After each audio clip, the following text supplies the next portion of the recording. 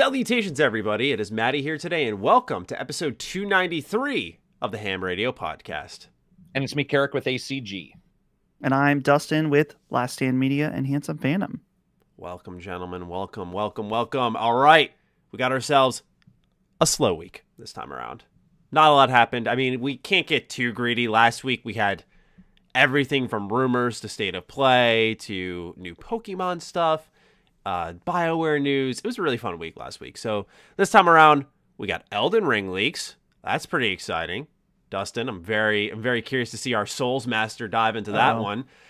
We have a Switch Pro rumor. Not too bad. Then we're also going to be talking about the Sinking City controversy that definitely deserves a lot more attention. There were other things that happened this week, like Marvel Avengers upping their grind, but we're not going to talk about a grindy game getting more grindy. That's what Anthem did, and we know how that ended up. So we're just keeping it slim and simple this time around. Still, I'm sure this episode will end up finding its way past the 2-hour mark, regardless. But anyway, gentlemen, how have you been? What have you been up to? Let's dive into that first before our typical patron intro BS. Go ahead, Dustin.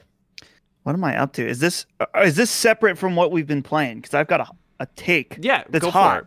For it. Normally I hit everyone with like, here's our early access stuff, and I'm like, what if I just let everyone speak first instead of me rambling for 5 minutes off the rip? So just go for it, and we'll pick that promotional shit up afterwards. Cool. Okay, so guys, I just today finished Maquette, the free PlayStation Plus game from Annapurna.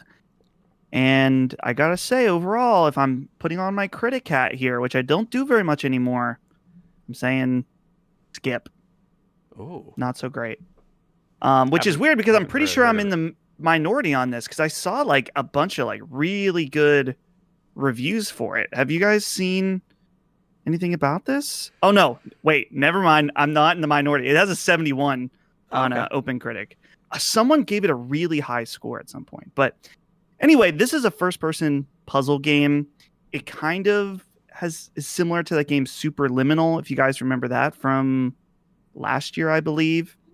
It's honestly, it's really hard to describe because it's a first-person puzzle game where you're in this space where in the center, there's like, it's almost like imagine a dollhouse of this environment. And the thing is, you're in that environment on a different scale. Like if you walk away from like this dome area, the little houses and stuff are big around you. And so if you change things in this little dollhouse environment, they change in the larger world around you.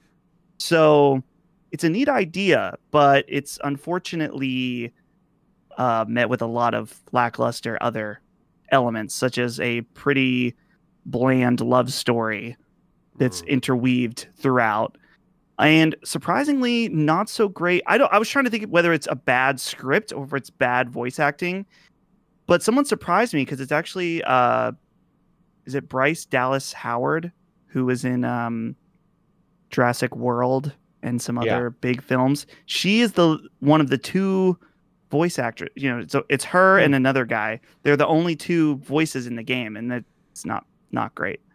But anyway, it's not very long, but if you like puzzle games, maybe check it out. But here's the thing that I wanted to ask you guys about, or just see what you thought about this, is that in a puzzle game, I feel like there needs to be a strong relationship between you and the game in a specific way.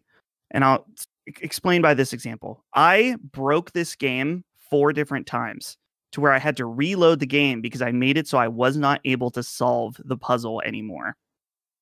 And I thought with the first time that happened, it suddenly changed the way I played the game because I constantly was like, am I an idiot and can't figure it out?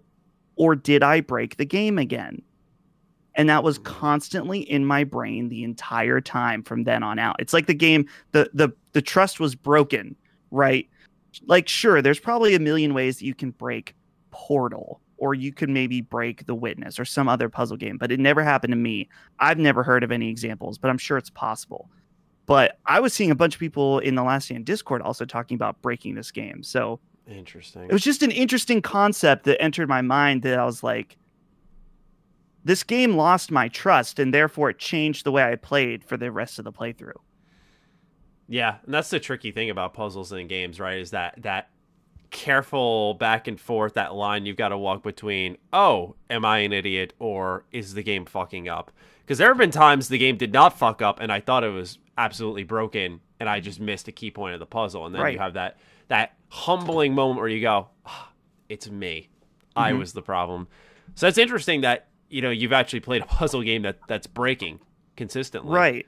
Well, one of them, like, I'll put this very loose. Like, basically, I was trying to figure out how to get this crystal that works as a key to a certain location. And I ended up throwing it over a fence.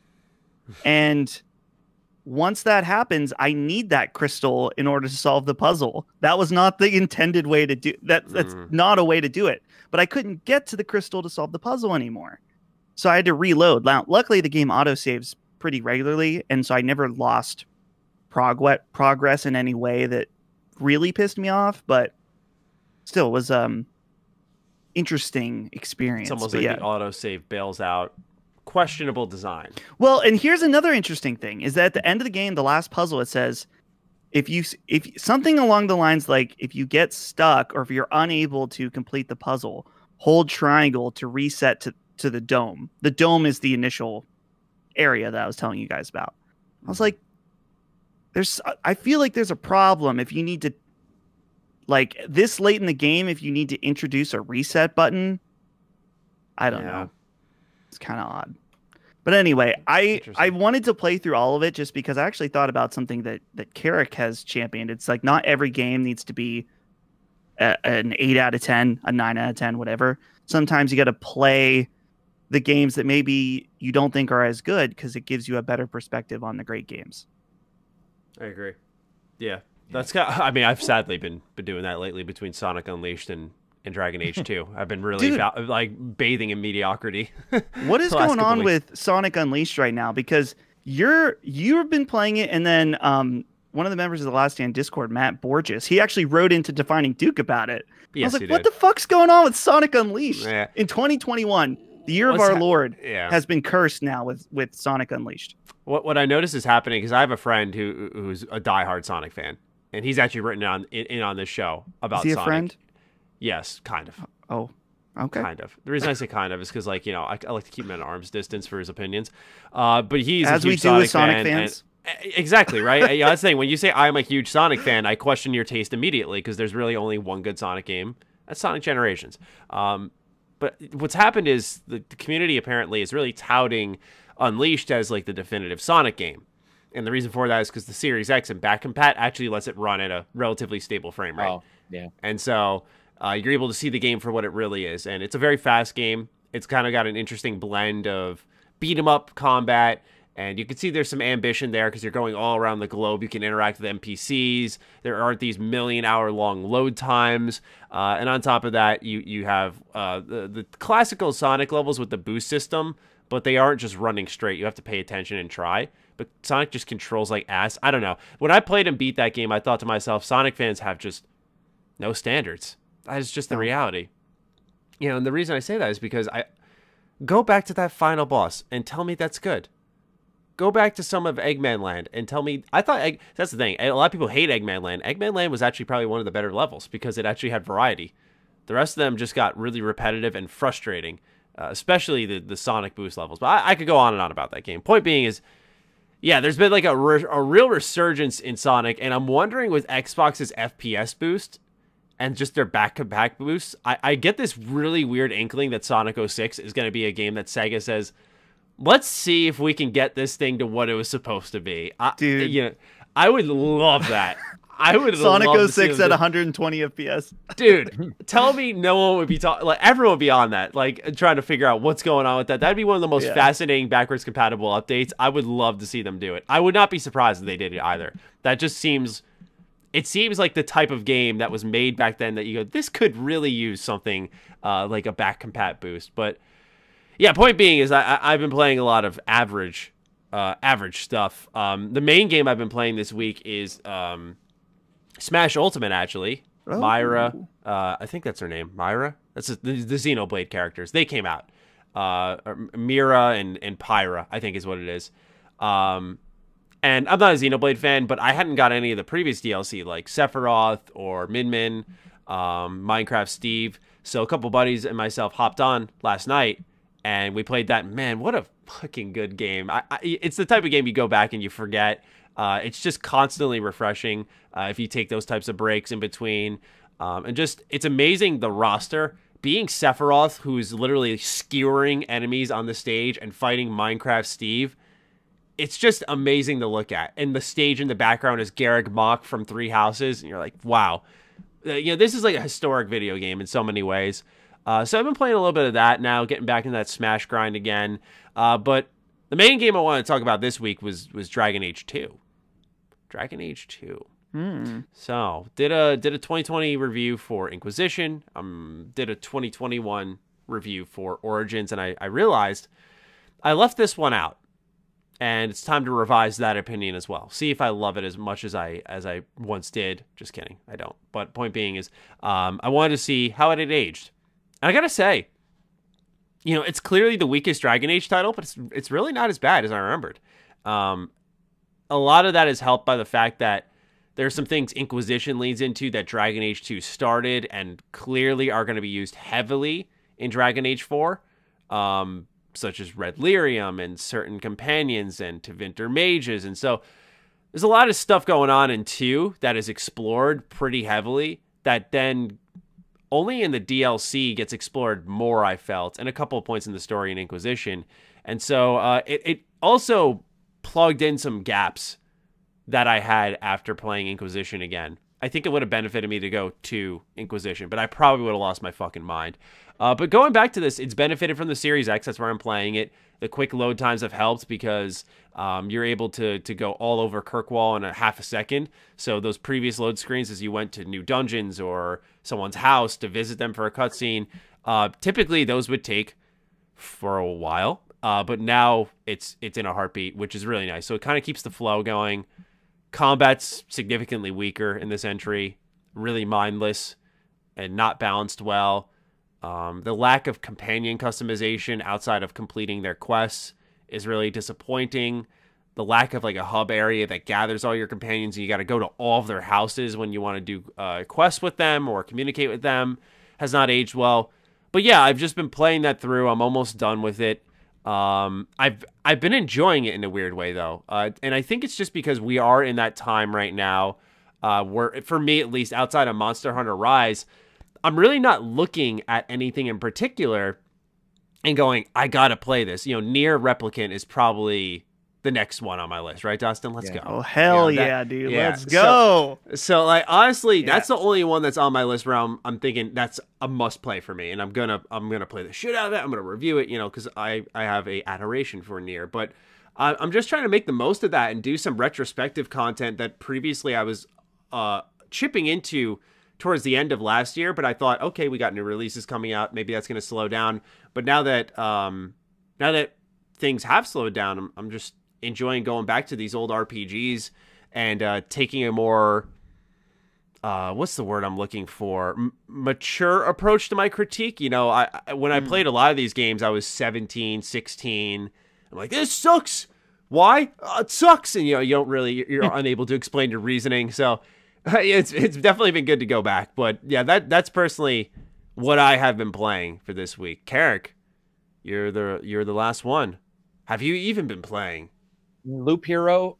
And then No Man's Sky. Tell me about Loop Hero. You gotta tell me about Loop Hero. Yeah, Loop Hero is good. It's definitely. I mean, there's a reason why I don't think I've seen even one person talk negatively about it, which is weird. But it's not my type of game. But I still love it. I don't like the genre at all. I don't like the graphics. I don't like the sound. It's still awesome. It looks like a SNES game. It is a game where you basically take a hero. He goes around the land. He's forgotten what's occurred. So as he goes around the land, as he defeats bad guys, he gets cards, and those cards are the locations, and he can put them down, which then solidifies those in his mind. Each card and each location does different things. Like you put a rock down, and it's every time dawn happens, you get 3 hit points. but there's a bunch of combos that they don't tell you about in the actual game. So if you put a bunch of mountains around another mountain, you can spawn a bad guy. If you do this, you can do this, and different tiles and different cards start to interact. And it's a lot like a game. Oh man, I brought this up in my podcast. I can't remember the name of it, but it's one of those games that plays itself. You can pause it, but you can let it play itself. Just keep watching it, and then outfit your guy as he kills people and occasionally gets a sword or armor or what have you. And then when you get to your bonfire, you can stop and keep 60. I think it's 60% of the items, or you can continue going, hoping to get more and more items. And it's fucking awesome. I mean, it's the dumbest thing in the world, but it's the fucking most fun I've had all year, all year, and by a huge amount. Like you start out as a knight, and he has a couple skills, mostly just fighting. But when you get a new character class, which you get after you play the game for a while, the game plays completely different than it did just prior, it's crazy. You start playing, you're like, whoa, wait, what do I have to do with tiles now? Oh, they do a different thing.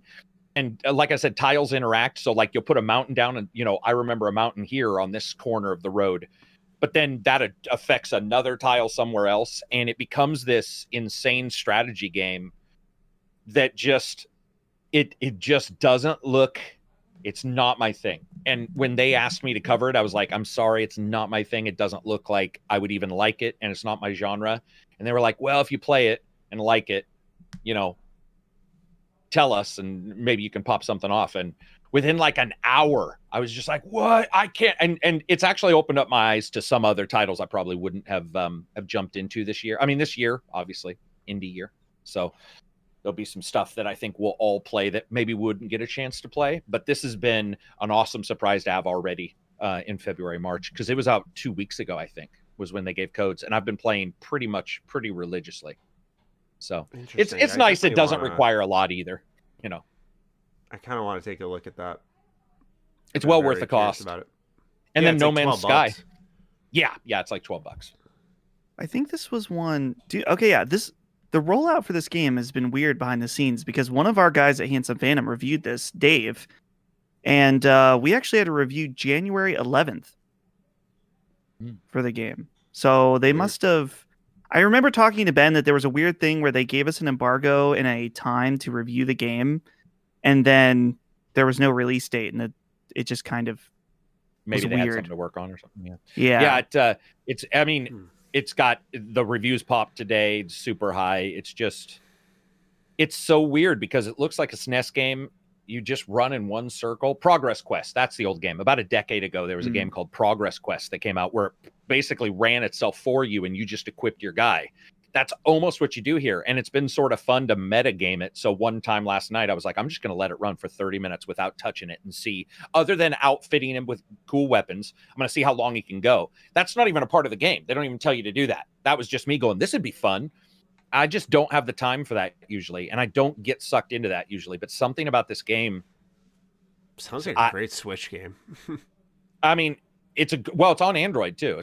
I think it's on Android and iPhone too. So yeah, and it works. I think it's too small for that. But again, I don't like these graphics at all. I'm not that type of classic fan. Like Dreamcast is probably the farthest back I want to go before my eyes hurt. Like that old. So you don't like just 16-bit, 8-bit? You don't like that? No, stuff? I almost never like that anymore. Yeah, really. Okay. Even though I grew up in that, I'm done. I'm one of those type of people. I lived through it. I don't need to revisit it. You youngins, feel free, go back to that. I had to live through it. But yeah. Anyway, if anybody's watching, you should check it out. And then No Man's Sky, we played about 15 hours mining, and that game is a blast, man. Like I never thought I'd say that, but there's so much to do now, and it's so easy to get into that we've just been mining and talking about movies and shit like with just our group, just like it's been incredible. So it's nice to not have something right this minute. It sucks for views, but it's nice. I was gonna say I've had like 8 different times this year already where I've had to just really dig and be like, what do I talk about today?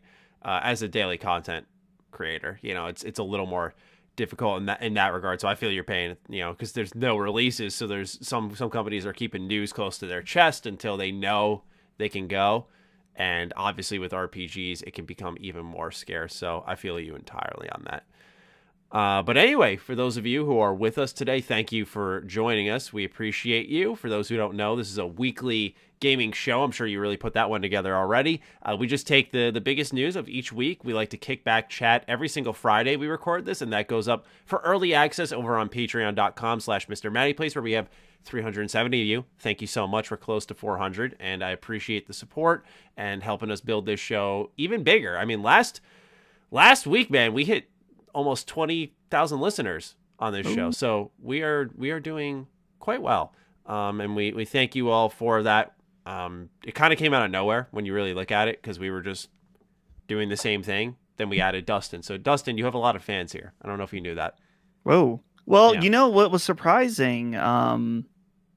I had some people jump into my stream that said, "Hey, I'm here from H.A.M." So if you were one of them, thank you. Yeah, I think that's what's starting to happen, is we're having this trifecta really come into form between ACG, my channel, and Last Stand Media. And it's just kind of becoming this big group. And so we're all just sharing viewers, because that's what is happening on my Patreon, especially. Because what I did was, one of the things I wanted to announce before we get into the rest of our show is we do typically a weekly bonus show for H.A.M Radio, just called Extra Slice of H.A.M, where I'll sit down for an hour. And what's happened is just my schedule is poured over. I made like a whole half-hour video, or I should say mini podcast, talking about it on the Patreon, and just kind of passing it off to the listener, saying like, hey, what do you think I should do here? Because, I have an idea of what I want to do, and I can decide to do this, but of course I didn't want to strip content from people, because my idea was to alter when we released Extra Slice, how often we did it. And so what the community's come to is we'll do a monthly Q&A, bi-weekly patron videos, and then obviously weekly early access for this show. So that's something that is changing. The goal was to make sure I didn't take value away. A lot of people said, we're just here to support you, make sure you stick, and then anything here is a bonus. Because what was happening is I'm sure you guys have got this before. Have you ever had it where your jaw starts to really fucking tighten up because you do so many podcasts? Yep. Dude. I didn't know it was a thing. And so I was like, fine. But then I started to feel the effects of sitting for like a total of 10 hours of podcasting, where even an hour walk wasn't feeling like I was doing enough for myself. So it just became a health thing, honestly. And I had to I was starting to spread myself thin. I want to live stream. Dustin, you have inspired me. I've been really itching I've been itching to get back into live streaming. Dude. I would love that, honestly, because I've been itching to get into live streaming again. It's something I always have a fun time doing. It's just with my upload schedule, I upload around like 4 or 5 every day, and I like to stream at 7. So I don't want to, am I going to smother an upload? Am I going to hurt my channel? And so I think about that sometimes, where would a stream work best? Would I just be a morning streamer, like 11 o'clock or something till 1, and try to figure something out for that. But I want to get into that more. I also have a big passion project I'm working on, so I don't think a 4th podcast every week is feasible for me to get other shit done. So that is the move we have made, and I want to thank those who wrote in for their very strong feedback, very kind feedback at that. A lot of caring people there, and I just can't put into words how much I appreciate that. So instead of putting into words, let's put game news into words, right? Let's talk Elden Ring. Boys, we got ourselves some Elden Ring leaks, finally. So the game is real. What happened was earlier this week, an internal gameplay trailer from Bandai had leaked. Reportedly, this is about a year old, and it was obviously never supposed to be seen by the public. But this trailer did leak, and it showed some familiar Souls-like combat. We saw horseback riding, some more open areas. We know the game is real. That is probably the most important takeaway. Some other reports have followed up saying that Elden Ring is more than likely not a 2021 game. It's more a lock for 2022, and that people would be surprised if it comes within this year, but who knows? I think both Elden Ring and Starfield are in that same ballpark of, hey, this is something we can do and we could try to do, but we don't know if we can guarantee it because of work from home conditions. Apparently the pandemic has really impacted this game, and of course many other major AAA projects. So yeah, Elden Ring is out in the wild, more interestingly, in my opinion, is we saw the trademark for a game information show is what the listing had suggested. Those are loose words, but pretty much a E3-like showcase, something like a state of play. Ubisoft did a similar thing. EA did a similar thing.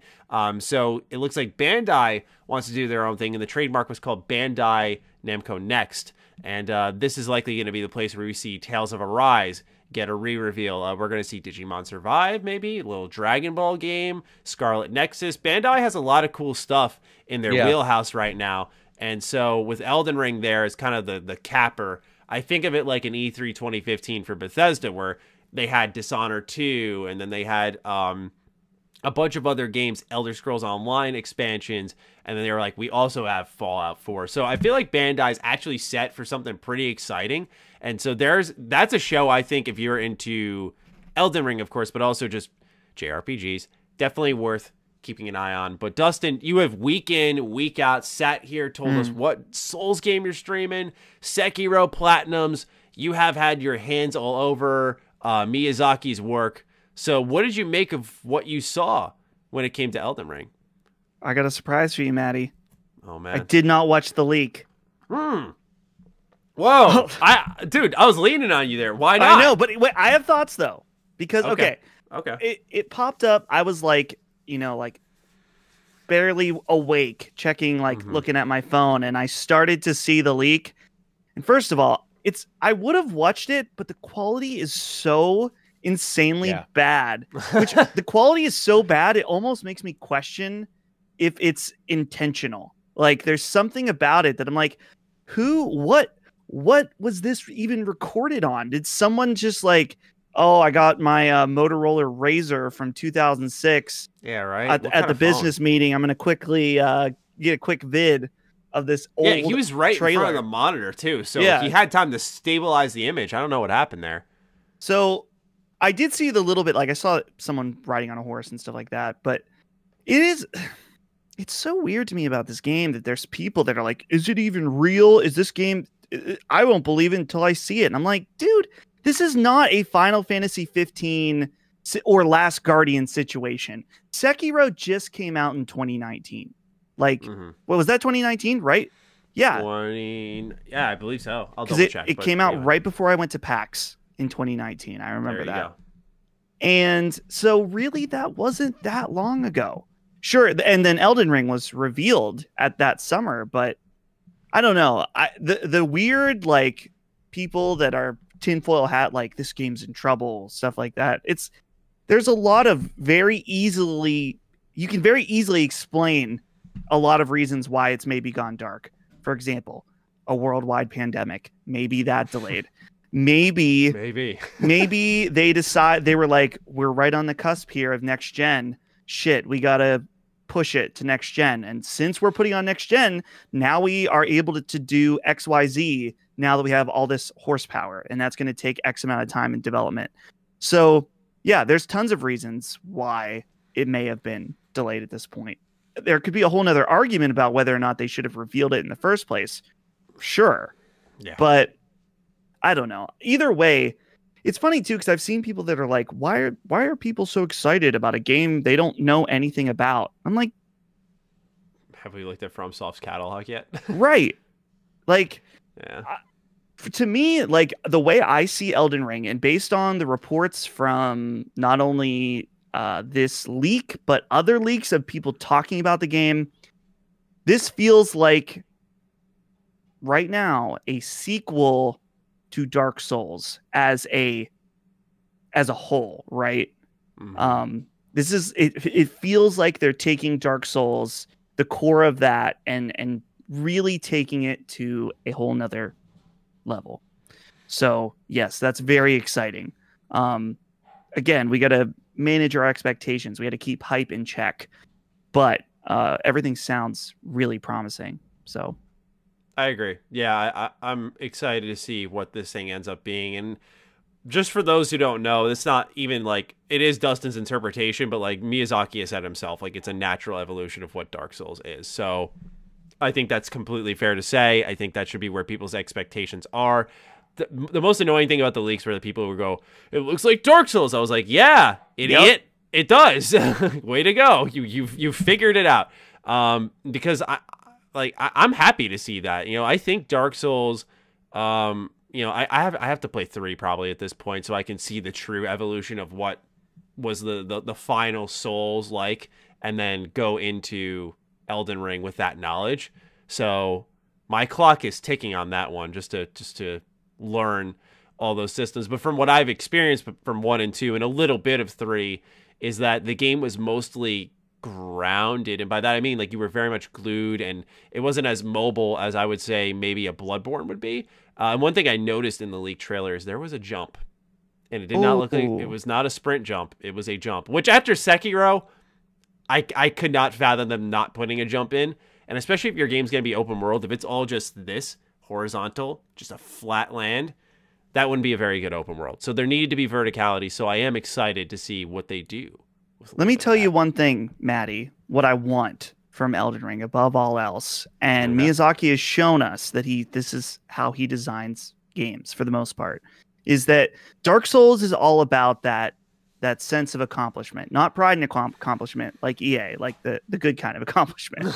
So, and they made Dark Souls 1, he made Bloodborne, and I think by Dark Souls 3, he had started to realize that we're starting to lose that sense of accomplishment to our fans because they know what to expect from us. You heard a lot of people say that they thought Dark Souls 3 was the easiest Souls game. In reality, I think it's just people had learned what a Souls game wants from you. So yeah, it's a lot easier once you have that pre-existing knowledge. And he was really able to turn a lot of that stuff upside down for Sekiro. Like literally some of the mechanics in Sekiro are the opposite of Dark Souls. If you hold a shield in Dark Souls, you will slowly regain your stamina. In Sekiro, if you hold your sword up, it will quickly bring down your poise meter. That's like completely opposite thinking of the two. So Sekiro was able to reintroduce that feeling that Souls gives people, and made a lot of people like myself very frustrated when we tried to play that game like a Souls game. Like literally for months, I thought I would never beat Sekiro, and then it like clicked. It was like a light bulb, and that's why I think that Sekiro is like probably tied with Bloodborne for me, just because of the way they were able to it's got idols. It has a the death system is the same. The way the levels are structured, it's similar, but it takes that essence and makes it completely new, and that's why it's brilliant. Okay, I'm done preaching now about Miyazaki and Dark Souls. You can't. It's so exciting. I don't know. I've been studying almost in a way Miyazaki and Dark Souls and the whole franchise, watching a lot of really good YouTube videos. In fact, there's a really great video essay. I cannot remember the name, but it's called Dark Souls 3 is Thinking of Ending Things, that just came out this past week. And it compares Dark Souls to this Netflix movie called I'm Thinking of Ending Things, which is a really awesome, cool movie. And it's a really unique take. I recommend checking that video out. Interesting. That's deep thinking. I don't know if I could ever draw those parallels between, because I don't watch enough movies. Karak, what do you make of all of this? I mean, I saw the trailer. I wouldn't make any assumptions for that trailer because it was so low. It's just really low res, really impossible to really see much.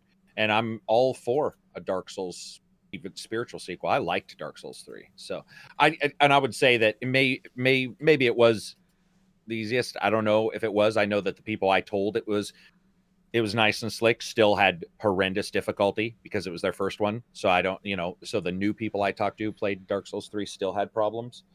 So I think with this one, a spiritual successor is totally fine. It did look like that, but I mean, it's got horseback and stuff, which is going to be cool.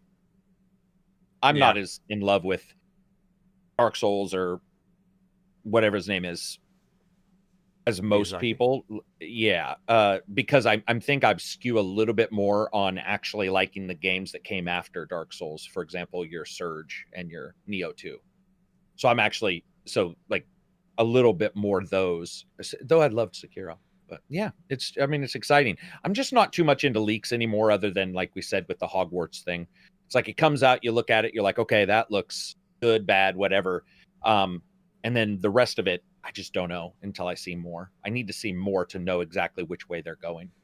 Yeah. A lot of websites are writing how big and open the game was, but you can't even see in the leak, like when he's on horseback, he's like the character's riding through a pretty narrow passageway. Like you can make out that much, but you can't. I think they're using him. Somebody told me that that's exactly what somebody told me in my podcast, but they said that he said something about it being a big open field game. Yes, not it's going to be open. Yeah, it's going to be more open. He did say that. It's just interesting some of the words. Yeah, being how used far it goes. Yeah, exactly. Which I get excitement, by the way. It's interesting because when I made a video just discussing the nature of the leak and kind of what it transpired, I told people to kind of remember Cyberpunk. Just not that this game is going to fail or be buggy or anything, but the pressure of get it out. And at the end of the day, yeah, the suits at CD Projekt Red made their call. And the devs had nothing to do with it, but a lot of people don't still seem to get that. And I was just urging, just caution, like, hey, I know we've been silent on this game for a while. We all want updates. It was announced in 2019. We want this game as soon as possible. But I was like urging folks, like, hey, just remember what happened recently. Like, let's not have short-term memory on this. Not where every game we got to hold it up and be like, hold on, you can't get excited yet. Because I was like, no, this is fun as shit. But a lot of people got upset. They're like, how dare you compare FromSoft and CD Projekt Red? I'm like, dude, if I did this like, of course, 4 months ago, totally fair comparison. Yeah, so it's just it wasn't even my interpretation. Like I saw it was one guy who said that, but I was reading through the comments and there were enough people who were like, I'm not concerned. This game is going to be phenomenal. I'm like, here we go again. I have every ounce of trust in From Software. Do not get me wrong, but and it's the same thing. Like if people want to say like, oh, you're just doing this because it's FromSoft, I'm doing the same thing with Starfield. I know nothing trust about but it. Verify. Yeah, right. Exactly. Like I trust them, but I would like to see a full current trailer. Right? We can be excited about what we saw, because that's while it may be at like 240p, you are still into something you saw. Right? It's not an idea in your head. You saw a thing, so the excitement is only natural. Whereas with something like Starfield, people who say I'm excited, I don't know if that's the right word. Right? Like I'm curious. I want to know more. I'm anticipating more, but it's just very interesting when you give people the quick warning, like, hey, let's just pump the brake a little bit. Just don't want anyone to get upset here. We're back to our old ways, it seems. So we'll see. I made the statement about maybe they shouldn't have even announced it, and I do think there are plenty of times where games get announced way too early, but on the other hand, people are like, just release it. It's time. Come on, release the game. Because I see that on Twitter all the time. I'm like, dude, I would wait 10 years or more to have a experience like Bloodborne again. Like, sure, I want it just as much as you, but the people that are so demanding about release it, I'm like, just hold up. So yeah, it's so weird. What is the typical development gap? Because I remember when Elden Ring got announced, I distinctly recall being confused because I thought to myself, wait, Sekiro just came out, right? Like, when do they think this game's going to be ready? And I was starting to think, oh, does FromSoft have multiple development teams? Which squad is this one from? And that's what caught me off guard where, I think at the end of the day, you can make a very strong case that, they could not have predicted a pandemic in 2020 into 2021 now, but they definitely announced it a little early. 3 months after their newest game was released. I don't know. Definitely questionable. They actually, at one point, they released 2 games in the same year. Dark Souls 2 and Bloodborne. What? True. Yeah. So Dark Souls... Oh, wait. No. Sorry, I was wrong. The first I thought it was Dark Souls 3 and Bloodborne, wasn't it? So Dark Souls 2... The original release was March 13th, 2014. Then on February 5th, 2015, they released Scholar, The First Sin. So it wasn't technically, because the Dark Souls 2 Scholar, The First Sin was a re-release, but still it was March 2014, Dark Souls 2, March 2015 Bloodborne. So they did do back-to-back years, which is still and then pretty 2016 good. was Dark Souls 3. Right. And also in 2015, they released Monster Hunter Diary. Wait, is that not Diary? What is this? Have you guys seen this? What? Okay, there's some weird From Software Japanese only PSP game that's showing up on their list. Monster Hunter Dairy, not Diary. What? It says Diary when I looked Diary? at the preview. Yeah, I saw. Oh Diary. wait, no, I just can't read. Monster Hunter Dairy. Dude, Monster Hunter honest, Dairy. Dairy It's about sounds monster amazing. cows. Yeah. Yeah. Monster Hunter Cheese and Milk. Dude, that's just so weird. This is like this random ass game that From Software. That's like the BioWare Sonic game. Oh my god, I know. Yeah, it yeah, has out that of the same blue. exact energy. Yeah, you just look at it and like go, wait, what? And that was especially in that case, and it could be the same thing here. That was during their really strong series of releases. They just in the middle have this real stinker of a Sonic game that you think, wow, Right. this was when BioWare was pretty good too, huh? Hey, real quick before we move on, did either one of you play their PSVR game, which I believe is pronounced Deracine? Deracine? I No, I didn't never get played it. a I know what chance. you're I talking wanted about. to. I think I need to play that to complete my my From Software, playthroughs. Might as well, right? Might Can't as be well. too long. VR games are typically short outside of I don't some of the think big it's budget long. ones. Yeah. Give it a shot. Let us know. Will do. All right. Next bit of news on our list is Switch Pro rumors. So I never really gave these any oxygen because it really did feel like, and I mean this with no disrespect, I just felt like every time I signed on YouTube, it was like a new Switch Pro rumor. And so I just kind of put my head in the sand until there was something of substance. Today, I think we do have that. So Bloomberg released a article titled Nintendo plans Switch model with bigger Samsung OLED display. I'm going to go ahead and read this article, and then we will discuss what the future of this system truly is. And by the way, it just passed its 4-year anniversary, so the timing is indeed right for this holiday season. Nintendo plans to unveil a model of its Switch gaming console equipped with a bigger Samsung OLED screen this year, hoping the large touchscreen can prop up demand in time for the holidays, people familiar with the plan said. Samsung Display will start mass production of a 7-inch 720p resolution OLED panels as early as June, with an initial monthly target of just under 1 million units at the people. So, good luck. Good luck getting one. Just... The displays are slated for shipment to assemblers around July, the people said. Representatives for Nintendo and Samsung Display declined to comment. Nintendo seeks to sustain a Switch lineup that continues to sell well against the Xbox and PlayStation thanks to the pandemic-era breakout hit titles like Animal Crossing and a chip crunch that plagued supply of rival devices. But the gadget is now into its 5th year, which I believe is incorrect, while Microsoft and Sony both have new, more powerful machines on the market. The gaming community has speculated online about the introduction of an OLED or organic light emitting diode screen, but Nintendo has stayed mum, and President Shuntaro Furukawa said in February his company has no plans to announce a Switch, quote, anytime soon, end quote. Samsung's involvement is a strong indication that Nintendo is serious about updating the console on a large scale.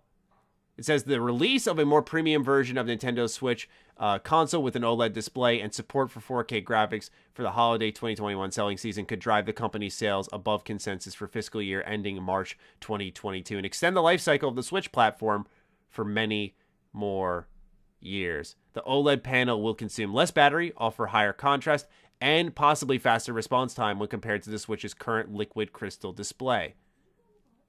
So, gentlemen, what do we make of Nintendo's display upgrades, which they say the resolution mirrors the current Switch and Switch Lite, but is an upgrade from the 6.2-inch and Lite's 5.5-inch size?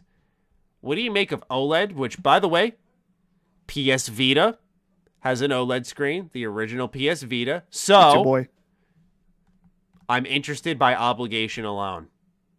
With that said, who would like to go first? Talk a little bit about this Switch Pro 4K output, OLED screen. Are you gentlemen interested? The rumor I heard was everything but the 4K output. The rumor I heard on that was more 4K compatible. So that people understand. It's almost like saying it's 60 FPS, but really it's saying, you know, it can get up to 60 FPS. So gotcha. So certain titles could maybe reach that. Well, yeah, could maybe reach that because a 720p sampling up to 4K is ridiculous. Like that's, I mean, there's nothing that currently technically does that. So, but it's weird because I don't follow Switch rumors, and this rumor popped up like 2 weeks ago in an email, and I was like, dude, I don't care.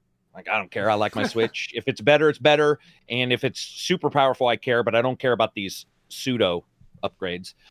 But then the thing popped, and I looked at the stuff at the email, and I was like, well, shit, man, that was actually right. So I don't know if it turns out to be right or wrong, but it looks like this one's backed up by a bunch of stuff. So I would assume it's more like the Switch XL kind of thing, you know, like the Nintendo XL, where they have the DS XL or whatever, which is like a larger DS. They had the new 3DS. Yeah, they had like 5 of them. I mean, instead, you know, it is Nintendo, so them doing a Pro that's not a Pro does not surprise me. I see nothing. I don't know why anybody would be like, well, this doesn't make any sense. No, it makes perfect sense, because what Nintendo does, it's almost like different TVs in a weird way. Nintendo doesn't need a huge increase in their tech to sell you another of the same tech. That's not a big deal to them. So I could see them almost like 2018 TV, 2020 TV. They're like, hey, man, same with the Switch. They're like, it's going to have this better battery. Remember, these guys released one with a battery that's only like 150 mAh higher than the old one. Like they just upgrade and iterate all the time and then slowly let the other stuff die. So it's not that surprising to me. OLED is great. 100% sure I care too much on a portable about OLED. A lot of people are like, oh, it's more energy efficient. People just don't get HD TV, I guess. But that's beside the point. I think I would like one with Joy-Cons. I don't like the light, because they're lying. You can't snap them, and I want to take them off. That bothers me. So this new one, if Nintendo's listening, please let me remove those fucking Joy-Cons and put. That's why I didn't get a light, was because it's all, you know, one contained base. Yeah, I never bothered for the Switch Lite either. I think it was very clearly for like a different audience, like a younger audience that could just drop. I have one, but it's not mine actually. It's Holly's. So that was the purchase that saved my marriage when Animal Crossing came out. So yeah. Oh, wait, actually, I have it over here. I have and we got one of these grips for her too. Yeah, she loves this grip. She refuses to use it without the grip. That's how much she loves the grip. It's legit. Like I'll say first and foremost, probably the best one. Yeah, I got mine right here. Like my Switch is in the dock, but like, dude, it's just they fit your hands so well. It's insane. And so, yes, I did a sponsor with them, but it's funny. I didn't, but I would tell anybody to get one. For sure. Yeah, we got them for Handsome Phantom, and so Holly actually reviewed this. Holly did the review because she's the only person. She's done some reviews for us throughout the years, but she was the only person on the team that had a Switch Lite. So she's like, "I'll do it." And Ben got the other one, and so I'm a little annoyed about that. But I would like to buy one. And in fact, if next time I'm traveling again, I feel like I will have to buy one at that point. I use it even when I'm sitting. I use it in bed. Yeah. Oh yeah. I just don't use my Switch out of its dock really lately. Gotcha. Yeah. When I'm at home. I respect that. Yeah. I was only game I docked that I can recall in the last number of years was the one I recently played, which is Fire Emblem, just because it's such a long game. Like playing for 3-hour bursts wasn't going to work. So I wanted to dock it and play it on TV. But when I look at like the rest of the games I've played, unless I reviewed that game, which would probably only be Mario and Rabbids, I don't dock my Switch for shit. Oh, and Ultimate Alliance 3. That's one. So Maddie, let me tell you real quick what I think about this Switch Pro. All right. I'm all about the OLED screen because of what you said, like Vita. Oh, dude. Like, hell yeah. Dude, I remember the first time I was coming home from PlayStation Experience and somebody had the second PS Vita, the one that did not have the OLED screen. Oh I'm my like, God. I'm like, this is sleeker. It's lighter. It doesn't use the proprietary charging cable, but the screen. I just like I was looking at them side by side, and I'm like, I just can't. I would not be able to switch over to this because I feel like it's a noticeable difference. So I'm excited for Switch to be, upgrading to the OLED screen. Now, did you guys see people complaining about them not upgrading the resolution? Because I feel like that's silly. Yeah, I don't think it makes much sense. To me, when we're talking about gaming, like I've never looked at my Switch screen and thought, I really wish this was higher res. Like I feel like for the pixel density for how far away the Switch is from your face, it's 720p is great. And I'm sure that they could make it 1080p if they wanted, but that's something that actually would take more battery life, is to upgrade that resolution just because you're pumping out more pixels. I agree. I don't see any issue with 720. I think what may be going on is simply big dick energy with like Apple coming out with like 4K resolution, telephones, cell phones, all that kind of stuff. I think it might just be that when you see 720p, you're like, seriously, really? And not knowing what other upgrades are coming, I think that's the only real, that's the reason why a lot of people, and a lot of those people probably have an issue with the Switch already. Right. And I would also say 1080p. If they did 1080p, I'm going to be honest, man, I might actually bitch more, because 1080p is hard to hit on a handheld with a game, a big screen, battery power. Like there might be, it seems like 720p is just like, all right, we're good. Just move on. And I don't know. No one thinks about pixel density. Not no one, but a lot of people don't consider the fact it's like, it's 720p, but it's a fucking 7-inch screen. That's a lot different than your giant, TV. It's like, you don't want that 7020, but it's also like 10 times bigger. So, and OLED will already make it look, clean. Well, depending, this will be a stiff and not a flexible OLED like phones, but I don't think that'll be an issue. But I mean, it'll look better, at least color wise. And so it's like, it's just Nintendo, man. That's just what they do. Like, I don't know. It doesn't surprise me. It doesn't bother me. I do want to know if there is a power bump, just because it would be nice, but then compatibility might be a bitch. And in the little leak that I got, it didn't seem like there was. And I mean, that's Nintendo. I would still like that though. Even though it's 720p, it'd be nicer to get a little better frame rate on like Witcher 3 or something like that. Now, pardon my lack of knowledge here, but wouldn't even just like it's not the image quality, like a stronger processing unit to maybe allow for better frame rates for their games? I think of like what is the game that came out last year? It was like Deus Ex Machina. Oh there's also Hyrule. I think that's Hyrule Warriors Age of Calamity is probably a better example. Like that game chugs a ton. I liked it, but I couldn't play it anymore. That was like on the cusp of next gen, so I wouldn't say I was quite spoiled then. Now though, looking back, I don't think I could go back. So am I misunderstanding something by suggesting like, hey, the image output could stay the same, or maybe that's the CPU. Xbox S got 3 or 4 FPS more than the Xbox original because of 100. I think it was 100 megahertz bump. That was it. So your FPS is normally your CPU. Normally, all things being equal, we'll just say that it's normally your CPU. Your resolution is normally your GPU, which is why the PS4 Pro didn't magically make every game 60 FPS. Right. Because it was the same CPU, and then the Pro came out with the better. So, and that's why the Xbox One X was doing better, because it was a little bit more of here's a full upgrade or mini upgrade. So yeah, CPU would, but I think they're worried about, dude, you have, ignoring compatibility for a second, you also have heat and all that stuff. I think it makes sense. I also think these guys are getting their lunch stolen from them a little bit. I've been watching a bunch of YouTube reviewers reviewing the handhelds now that are Windows 10. I don't know if you guys have been seeing those. There's a shit ton of AMD processors getting into handhelds now.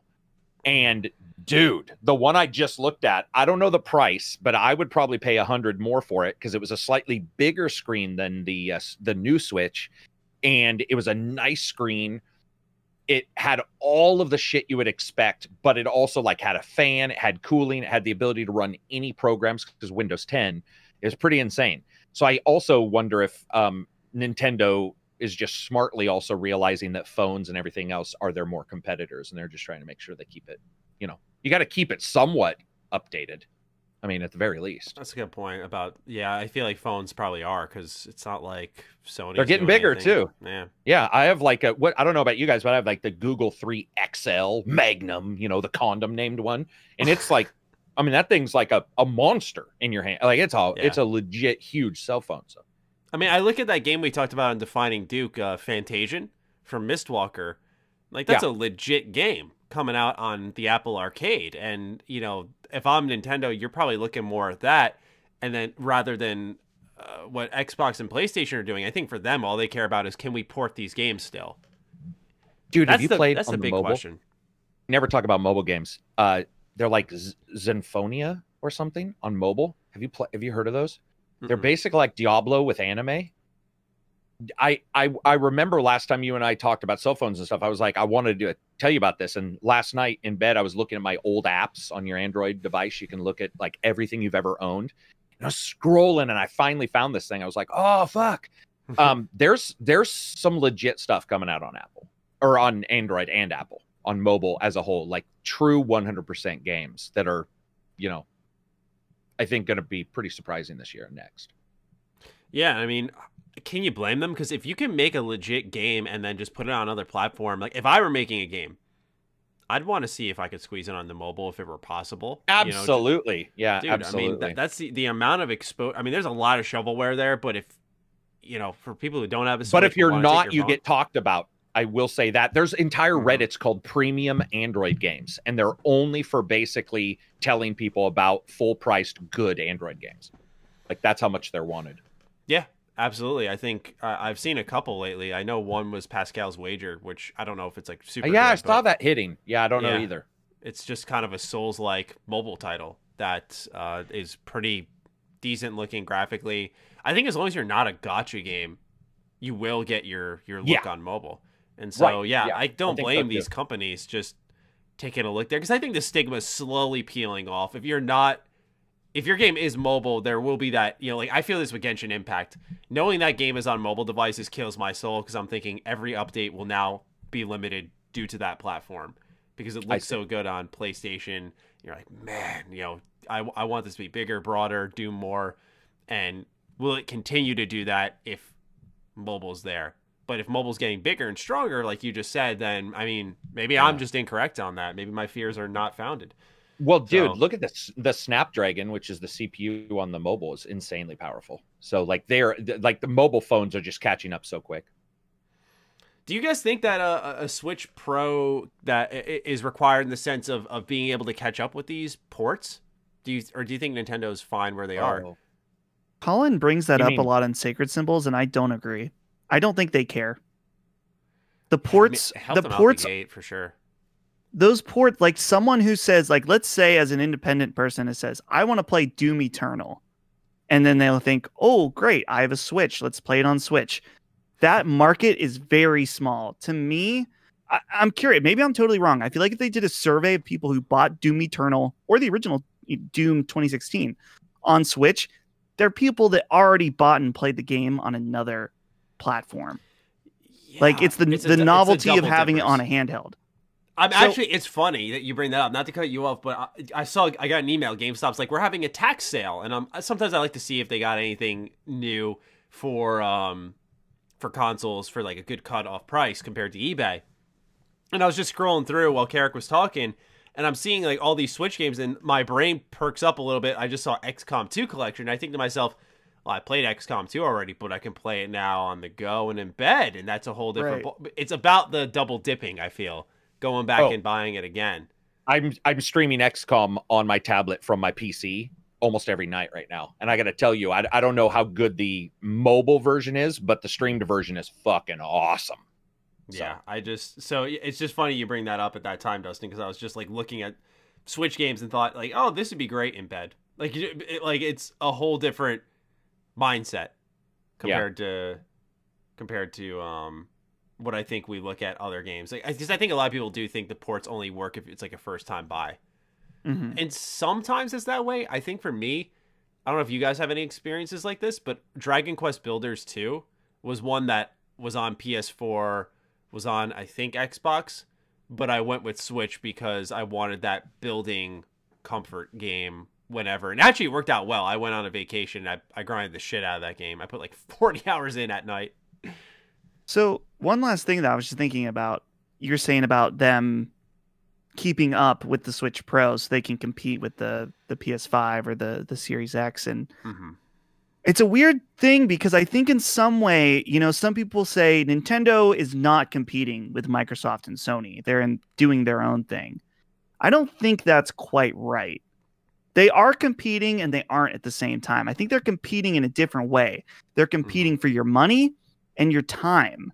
As opposed to like Microsoft might be like, oh, here's our FPS game. And Sony says, here's our FPS game. And it's better than theirs. Do you know what I mean? Like there's more direct as far as the type of content competition. Whereas Nintendo's like, yeah, our games are more fun because of what they are.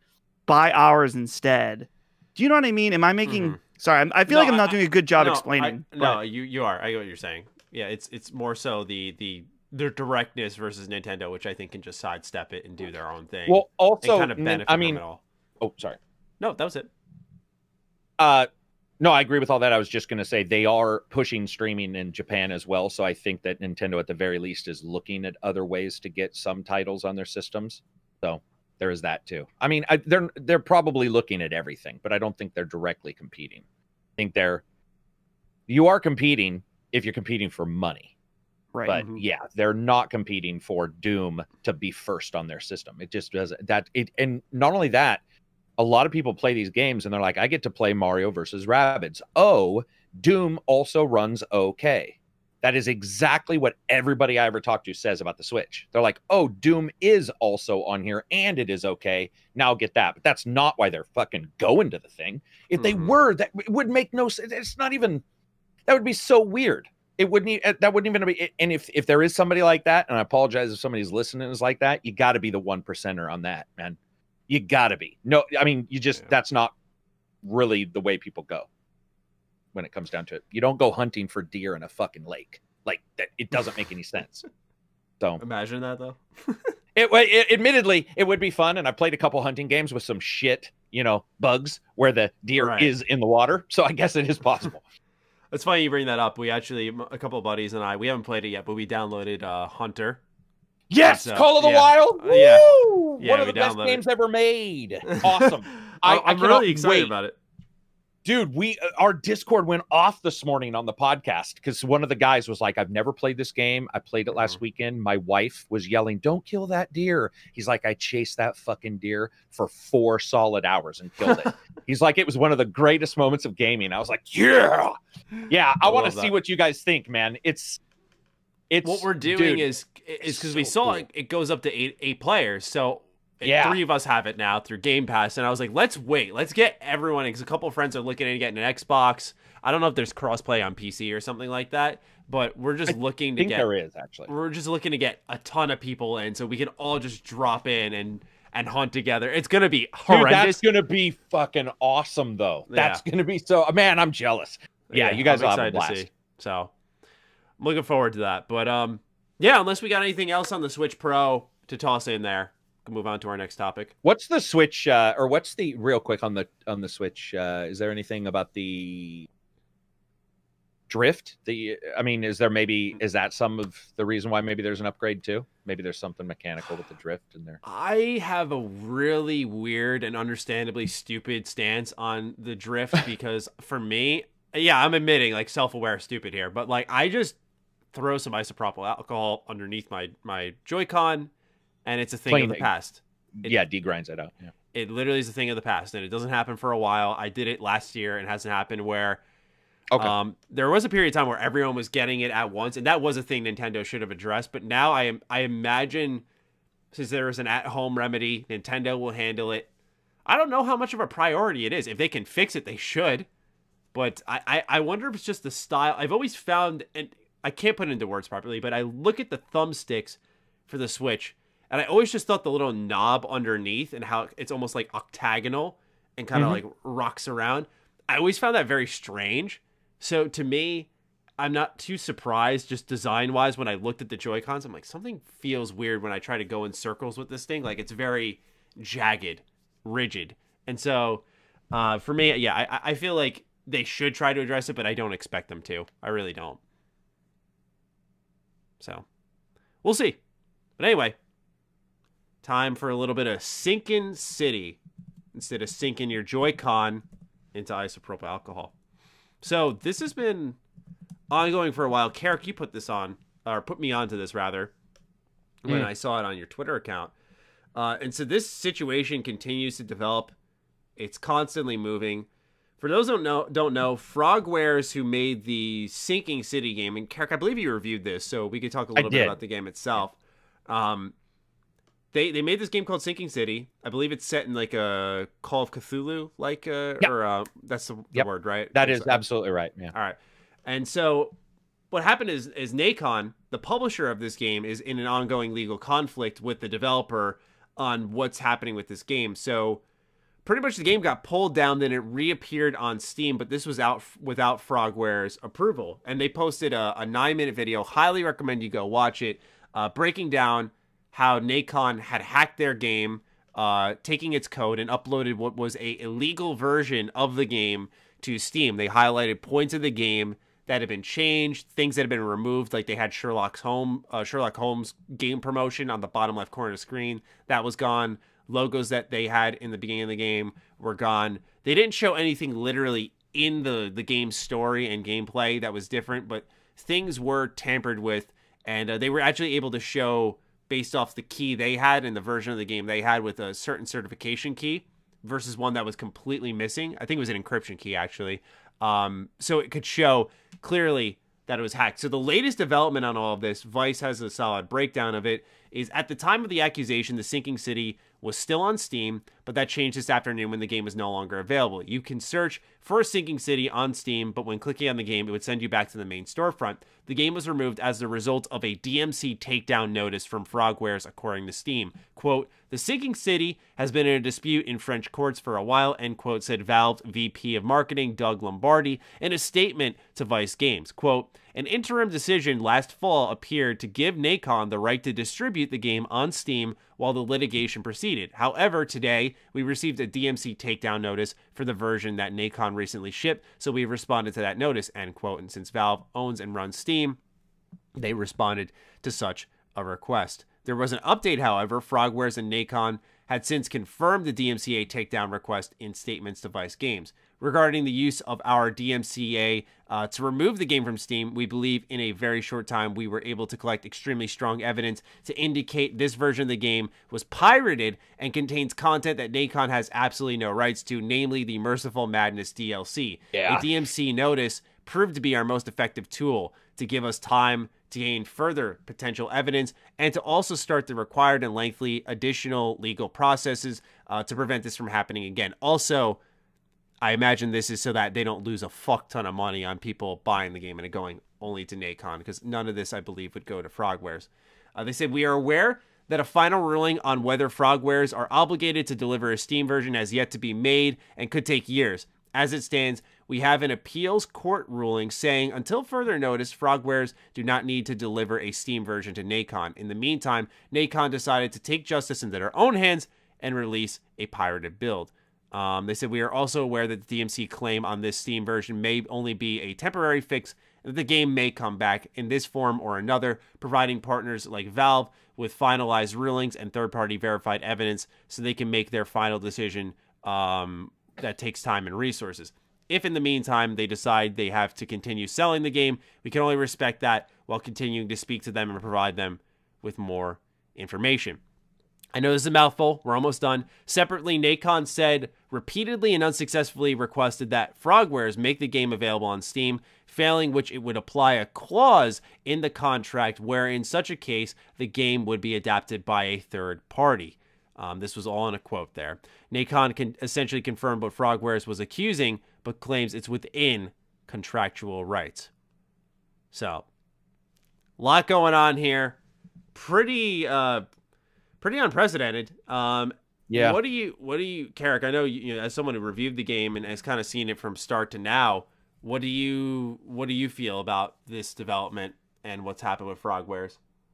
Well, I do want to say that I mean, it does look like both parties have like actual issues, like legitimate issues. It's not just like the developer was treated poorly, blah, blah, blah. There was multiple issues, and Frogwares has had a couple issues in the past as well with different pubs. But this particular thing, dude, man, that's unprecedented to buy a copy of the game from someone else and hack it. And I'm not saying, I'm not saying how all that works, but I got to tell you that if this happened to a non-big publisher, to an indie, and it was Activision doing this, people would be up in arms. They'd be like, oh my God, this is the end of the world. Somebody bought a hacked a version and hacked it and took it over, even if they were owed the real version themselves. I don't even know the legalities of it, man. But they like buying it and then adjusting shit. There's probably something there that Frogwares can prove and be like, dude, you can't do that. And Nacon and Frogwares both have basically what looked like, at least to me, and I was watching that one lawyer, the video game lawyer guy, Haig Law or whatever. Yeah. Yeah, he even did a video. He even did a video on this and was like, yeah, Nacon should take it down. But even he was like, this is like pretty unprecedented territory. The DMC, I do like that Frogwares basically stated, we did the DMC. If that doesn't work, they're going to be able to sell it. Like, it didn't sound like they were going to do another one, which would be misuse, by the way. If they do a DMC and it goes back up, that's a misuse. That's almost like a YouTuber striking another YouTuber, and then that YouTuber, changes whatever, and it brings it back up. It's got no connection. You still strike them anyway, like a jackass. So, yeah, it's gnarly. I will say also this: Nacon must be bankrupt, because no company would fight over Sinking City. None. Yeah, I didn't want to be. It's not good. Rude. It's just no. I'll be rude. It's not good. Yeah. So I don't know what. Imagine fighting over something that hard. It's almost like when you're prideful, and you fight over something. You make a shitty sandcastle. Your friend makes a shitty one, but you still, you're fighting that your shittier one is just slightly less shitty. So I don't know. Yeah, I didn't quite understand that, like the huge fight over it. It seemed like an easy thing to let go because it doesn't seem like a major revenue generator. I think if anything. Oh shoot. Sorry, you reminded me just real quick. The DLC, that's the problem, by the way. So tell me about that. They had a contract for the normal game. The fucking game they bought, they fucked up and bought the wrong one that has DLC they did not pay for. So any software developer will tell you there's sprints and there's contract years, and you say, here's my deliverable. Your deliverable might be 3A for your software, 3Bs next year, and it's paid for. What happened here was the deal fell apart prior to that, like, being fully paid for. They bought it. They got the Game of the Year edition, I guess is what you'd say, which has some DLC that they supposedly did pay for. But then even in Nacon's own announcement, they said it's just the basic game. It is not just the basic game. And that's where they probably got the DMC successly struck. Sorry. I just had to add that, because that is a real legal thing. I wanted to say that's a major thing. Yeah. That's a faux pas. Man. That's more than a faux pas. That's gonna sink their ship or their city. It just sucks. It just sucks because it's like, I would rather have Frogwares move on and Nacon move on, and just go do your own thing. And instead, they're stuck doing this over this game of all games. Yeah, right. It seems like the last. I'm the only one who played this. I haven't played it. Weird. No. You said it's a bad game too. It's medium. It's mediocre, but it's not. Well, hold on. Medium is. It is like the medium, or it is a medium. No. That's what I was like. Hold on. It is. What's a really pretty boring, mediocre open world game? Well, other than this, I can do boring and mediocre. I don't know if I can do boring, mediocre, open world. Like half price to lower half price, this would probably be worth it. $10 maybe. It had a lot of technical issues. I know that some of those have been fixed, and there's a Switch port, which supposedly is pretty good. Interesting. Yeah, so it's in the middle to the low. I think the rating's like 64 though. It's pretty low. Wow. Because IGN still disliked it, which is pretty hard for IGN. Seems that way. Just joking. All right, well, yeah, that's the latest on the controversy. Dustin, if there's anything you want to tag on to, or do you have any thoughts? No, I think Karak said it well. I'll be curious once the court rulings are done. But I get the only thing I'll emphasize that Karak said that I really agreed with is that it's very clear that both of these companies fucked up in different ways. Somewhere along the line. More. Yeah. That's going to be the main question. All right, well, to our surprise, we have gotten through the news in an hour and 15 minutes. So, gentlemen, we actually may finish this episode in busted this time. Shit open. Yeah, I'm actually impressed. I'm happy for us. I think we did a great job here. So now, for this section of the show, we go through your patron questions. Damn it all, whenever I open this app, it sends me all the way to the bottom, and I'm just like, fuck, where do we start? So a week from now would put us at 12th. Yeah, we promised to start with we're going to start with natural calamity because we had to catch up on some questions. Yeah, we stopped at know-it-all because he asked us about us three and we said we'd catch up. So natural calamity is our first one. I've always been the type of gamer who rides solo because it is so hard to try to get together with friends, and relying on someone else to play is so hard. So a thing I hope to see more in games is matchmake for a squad in multiplayer games like ESO, Destiny, Division, because it really is a chore to put together a squad, and sometimes I want to play with some pals. Why don't more games have this basic add-in? And what would be some limitations that would keep them from adding this? And it's funny because while this isn't a great game, Godfall is a co-op game that launched without matchmaking, and you have like menus and stuff that you go through to actually get to the map where you feel like you could invite a buddy in that way. It may have it now, but it did not at launch. So honestly, I don't know what the holdback is. A lot of times I attest it to an oversight because it does seem very obvious why multiplayer games should have matchmaking. I know in ESO, like when you go into a major dungeon, or I think they call it a delve, you can get invited into a group of other people, and you can see their health bars and stuff, so you are on a team. And there are certain things that will matchmake you in that game. But yeah, like with the Division, it's not going to, when you go into, what is it called? The Dark Zone, I think. I don't think that's going to put, I don't think that's going to put you into a squad. At least it didn't when I played it. What do you guys think the reasoning for this is? Because I really just attested to oversights, but I could be missing something on the tech. I don't think it's technical all the time. I think like for Destiny, well, first of all, Destiny mostly does have matchmaking for all of their stuff. There's some things that they don't, which they may even now, like for example, they didn't have matchmaking on raids when raids first came out. Wow. Right. And, no, and I didn't like that's oh, you liked it. Go ahead. Sorry. You liked it. Okay, gotcha. I think that's a good thing because a raid is a like hot, first of all, it's a big, if it's a new raid that people don't know very well, it's a big commitment. And so you're going to want to be with people that you know are committed throughout the whole thing. And so it's just one of the, and also you want something that, sure, the workaround was to go to something like the looking for group websites. But if you're willing to go and find those people, that means you're probably going to be dedicated enough to do the whole raid, because that's a barrier to entry. So to me, it seemed like in that scenario, it was a experience related thing that they were like, yeah, we don't want people doing matchmaking for raids because people are going to drop and people are going to be pissed off, and it's not going to be a good experience for the people that really do want to do raids. But I believe now they have special something called guided games, which is a matchmaking like experience for raids, but I don't really know how that works. Someone will have to write in and let us know. But so yeah, I think there's sometimes an experiential aspect in certain games. Good angle. Karak, anything? Nothing?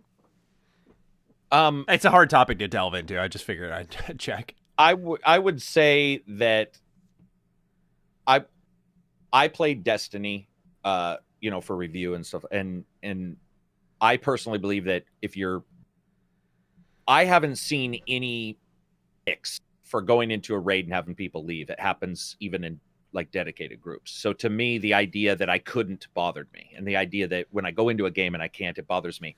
That just might be me as a player, where I'm like, I'm dedicated enough that if I am looking for a raid, I'm looking for a fucking raid. I just want to do it.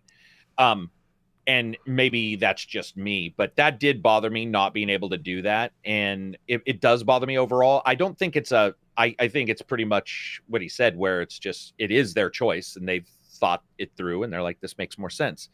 But to me, less options always bother me because I could always turn that off, like any game that's like invite friends, invite random group, or invite party. I just feel like, why don't you have it in there at all? I don't know. I like as many options as possible, but that's just me. I agree.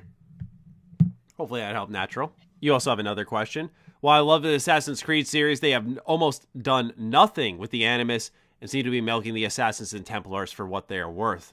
Do you think it is time for them to evolve the series, maybe making the real world more of a focus, maybe adding some RPG elements to the real world, maybe make it more 50-50 real world to Animus ratio instead of the 95 to 5% real world? What are some of your ideas to this that they can do to revitalize the series? And I thought that was an interesting word choice. You see, Natural, because the reason they lessened it is because people were complaining that it was getting in the way of the historical aspect, we'll say, of the game, yeah? Am I going crazy? I thought Valhalla had you going into present day and everything. It did. I definitely think Valhalla had bigger stretches, but I thought they made the most of it when you were out of the Animus. I felt I was more compelled and interested in that than I was in prior titles, and that's just me. That's my opinion. But at the end of the day, I think the reason naturally they slimmed it down was because a lot of people, especially with Desmond, had major problems with the in and out, because you'd get into a role and eventually people would just rush to the end game so then they could explore without interruption and play the game. So it was, I think, a major pacing obstruction that tended to stop people from wanting to get out of the Animus. And it's also when you got out, it was fucking confusing during the Desmond storyline. Sometimes you had no idea what was going on. So they didn't make it super compelling. I feel like with... her name starts with an L and I can't remember it. Leandra or something like that for the Origins and Odyssey as well as Valhalla. Her storyline has been a lot more interesting, I feel. You're talking about the chick who's outside of the... Yeah, it starts with an L. I think it's... I don't remember her name, but I know what you're talking about. As I say, she's more compelling. But and then you're like, Desmond. I can't remember. I do that. Yeah. There's a great game I played. What was it? I can't remember. Yeah, but it was great. Trust me. It's odd. But yeah, hopefully that helps. Anything you want to add, Dustin? No takes here for me on Assassin's Creed. Right. Just want to make sure I check on my sons before moving to the next topic. No, of course. Krajabli writes in, that's a new name. Hello, gentlemen. Hope you're all having a good time. Just had a question. Now that Formula E and Formula 1 are about to begin their season, so if any of you watch these races, and if so, which ones? Also, what do you think about the acquisition of Codemasters by EA? Being an F1 fan, I have this fear that EA will transform F1 games into another Ultimate Team where you have to buy drivers or teams to be able to play as them online. I feel like Karak's our wheelhouse guy here. I have friends who love F1. I think it's on Netflix or something. There's an F1 show, and they obsess over it. They think it's so good. Wrong. They would be wrong? I would be. No, I said you would be wrong. Yeah. I thought you meant about my friends. I was like, hold on, what? No, your friends. No, I just I'm more of a rally, dirt. I'm not really a big fan of F1 or Formula. I apologize. I assumed that's right. Incorrectly. I feel like a lot of racing. That's the only one. Yeah, I feel like anything that's fast, bombastic. I usually attribute. I would like F1 Rex, Maddie. If it was just Rex, that would be amazing. But it's not, unfortunately. Dustin, are you an F1 guy? I can't read you on that. Do I look like an F1 guy? No, you're wearing a Super Mario shirt. I can't say you do. I honestly don't even. Super Mario is F1. I don't know what that even is. Those are the open wheeled cars. They're not like a NASCAR where they're square. They're the open wheeled winged, all that kind of stuff. I was thinking drag racing in my head. Oh, that's different. No, yeah, that is different. But that would be awesome to put a dragster in an F1 race and see what happens. Yeah. Go for it, man. Wow. Oh, these look fun. I mean, sure. I don't know. Yeah, I mean, I for the Codemasters thing, you can almost guarantee EA is going to have a little bit of stick in their hand in the cookie little bit of EA and just working it around. Yeah, they're absolutely a little bit of pride and accomplishment. Yeah, for sure. I don't know to what extent. Because here's the thing. I look at BioWare as someone who's done a complete case study on this company, where at first you go, okay, not too bad. Then EA started to usher themselves into the 360 PS3 micro DLC and transaction genre, and that is when they really started to take hold. Now that we're living right in that, I would not be surprised if EA made a couple of savvy, costly moves. Will they ruin the game? I don't know, but it's certainly an attractive option. You know, I remember even Halo Wars 2 with the Blitz mode had a kind of microtransaction card system or whatever. Companies love that shit because people will buy them because we all love the dopamine rush of a pack of something. All right, Vault 101 guy asks probably the easiest question of this show. Hey fellas, I'm not as big into the Dark Souls style games, never liked it, but I always hear how good Neo is. Should I play it? You just shook your head no? No. There's so much fucking loot, so much management of all the bullshit. It's just I played a lot of Neo 1 and eventually I was like I cannot stand all the amount of loot, the amount of time I'm spending in fucking menus. Dude, I thought Dustin was going to just shake his head up and down and be like, yes, no. Vault 101 guy, we give you a unanimous yes. I mean, I will say this much. I don't know if you don't like Dark Souls style games. I feel like Neo has the opportunity to be your thing. I don't know if it's a guarantee, though. It's much more action-packed, as Dustin said, even though his thing is wrong. There is a lot of loot. When did I say that? The loot part, I was going to say. Oh, the loot. I thought you said I said it was action-packed. Which it is action-packed, though. It is, but I'm going to play Neo 2. I'm going to play some of it. Okay? I haven't gotten there yet, but I'm going to. Neo 2 is infinitely better than the first one. Okay. I'll take that. Yeah, it will be familiar at first, but they evolve everything the right way, from like mob enemies to boss design to locations, creating your own character. The creative character in that game is fucking amazing. Dude, I want to be an anime girl when I play Neo 2 with pink hair. In fact, people make characters online that are super detailed, and then you can take a QR code, scan it, and you can have that created character. So my friend was looking this up. Flipping designs. He was like the Hashira's, like the butterfly Hashira from Demon Slayer. He was playing as her, and then he was playing as Kasumi from Persona 5 Royal. And people make like awesome fucking designs with anime chicks and dudes. And someone made Geralt of Rivia.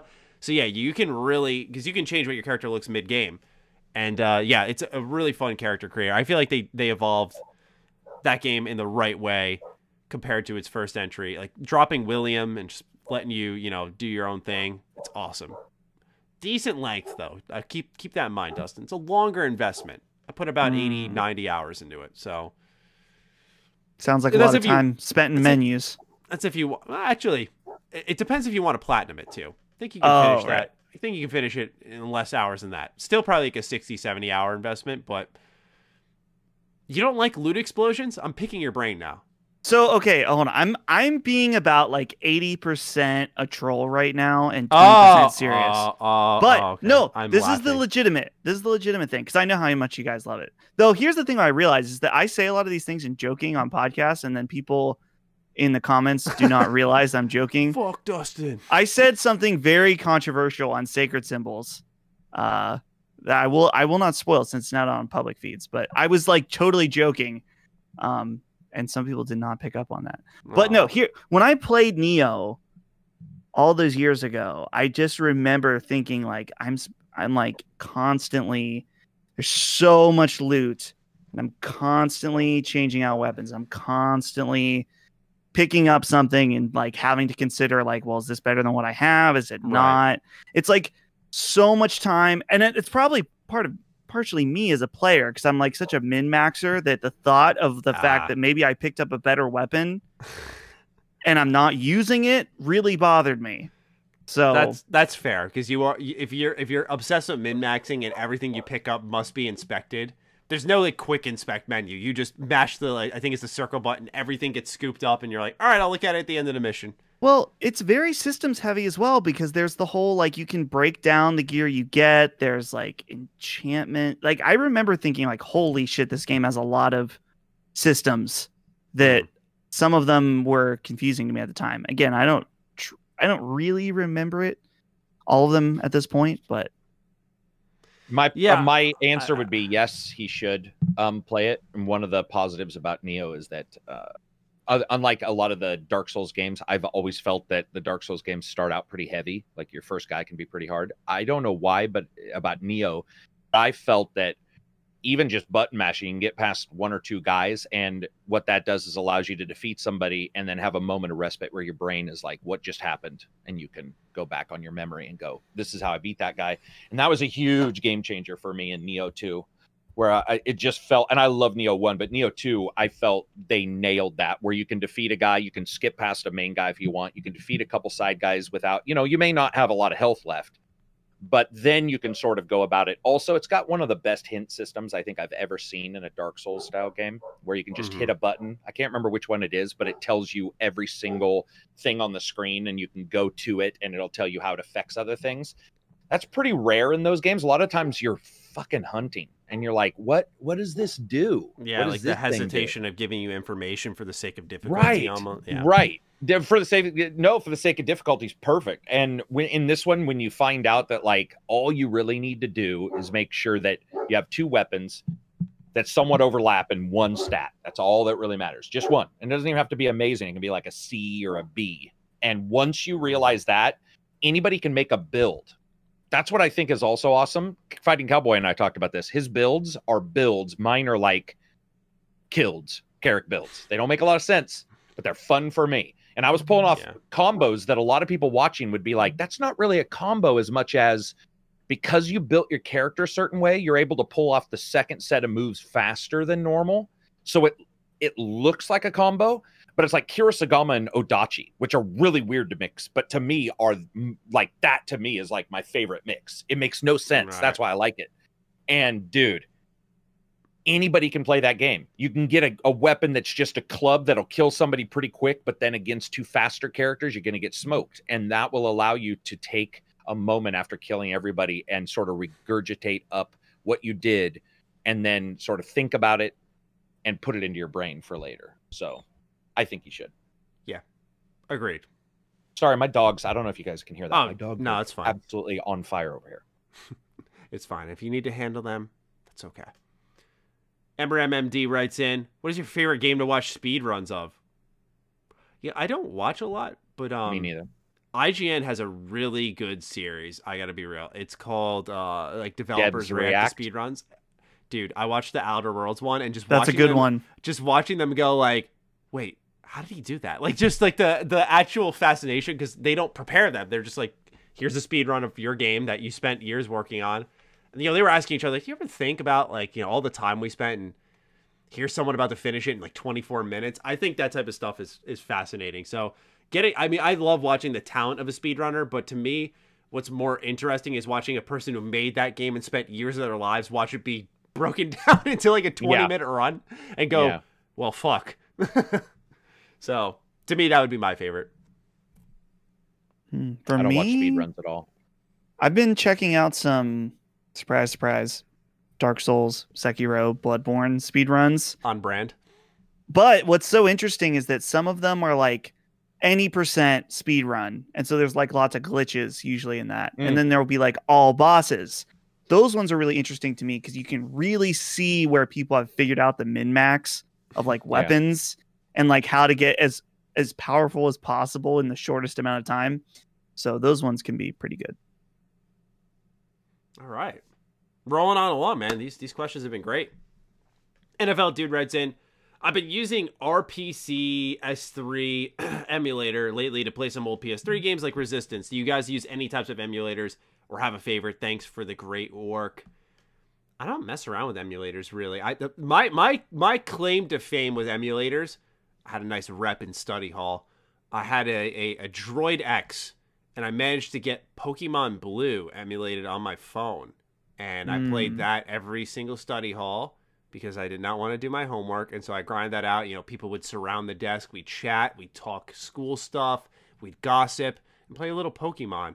It was a good time. Everyone started like modding their phones. It was awesome. It was the only time I felt remotely popular. was going to say weirdest school ever. I just want to say, I like Really? the idea of you all, dude. Yeah, I like the idea of you all circling around a table being like, let's talk Pokemon. Yeah. That's just not what I was expecting. We were in high to hear. school. That was awesome. Yeah, that's not what I got to live with. But yeah, the only one I use is BlueStacks for Android, and it's phenomenal. Especially if you want to record for a video game review, which I haven't done. I've recorded a couple and then be like, I'm not really gonna fuck. But I love having an Android device on my PC. There's tons of reasons why. So that's the only one I use. I know that Dolphin is very good. Dolphin, yeah. And has a lot of really cool features to play like GameCube games at 4K.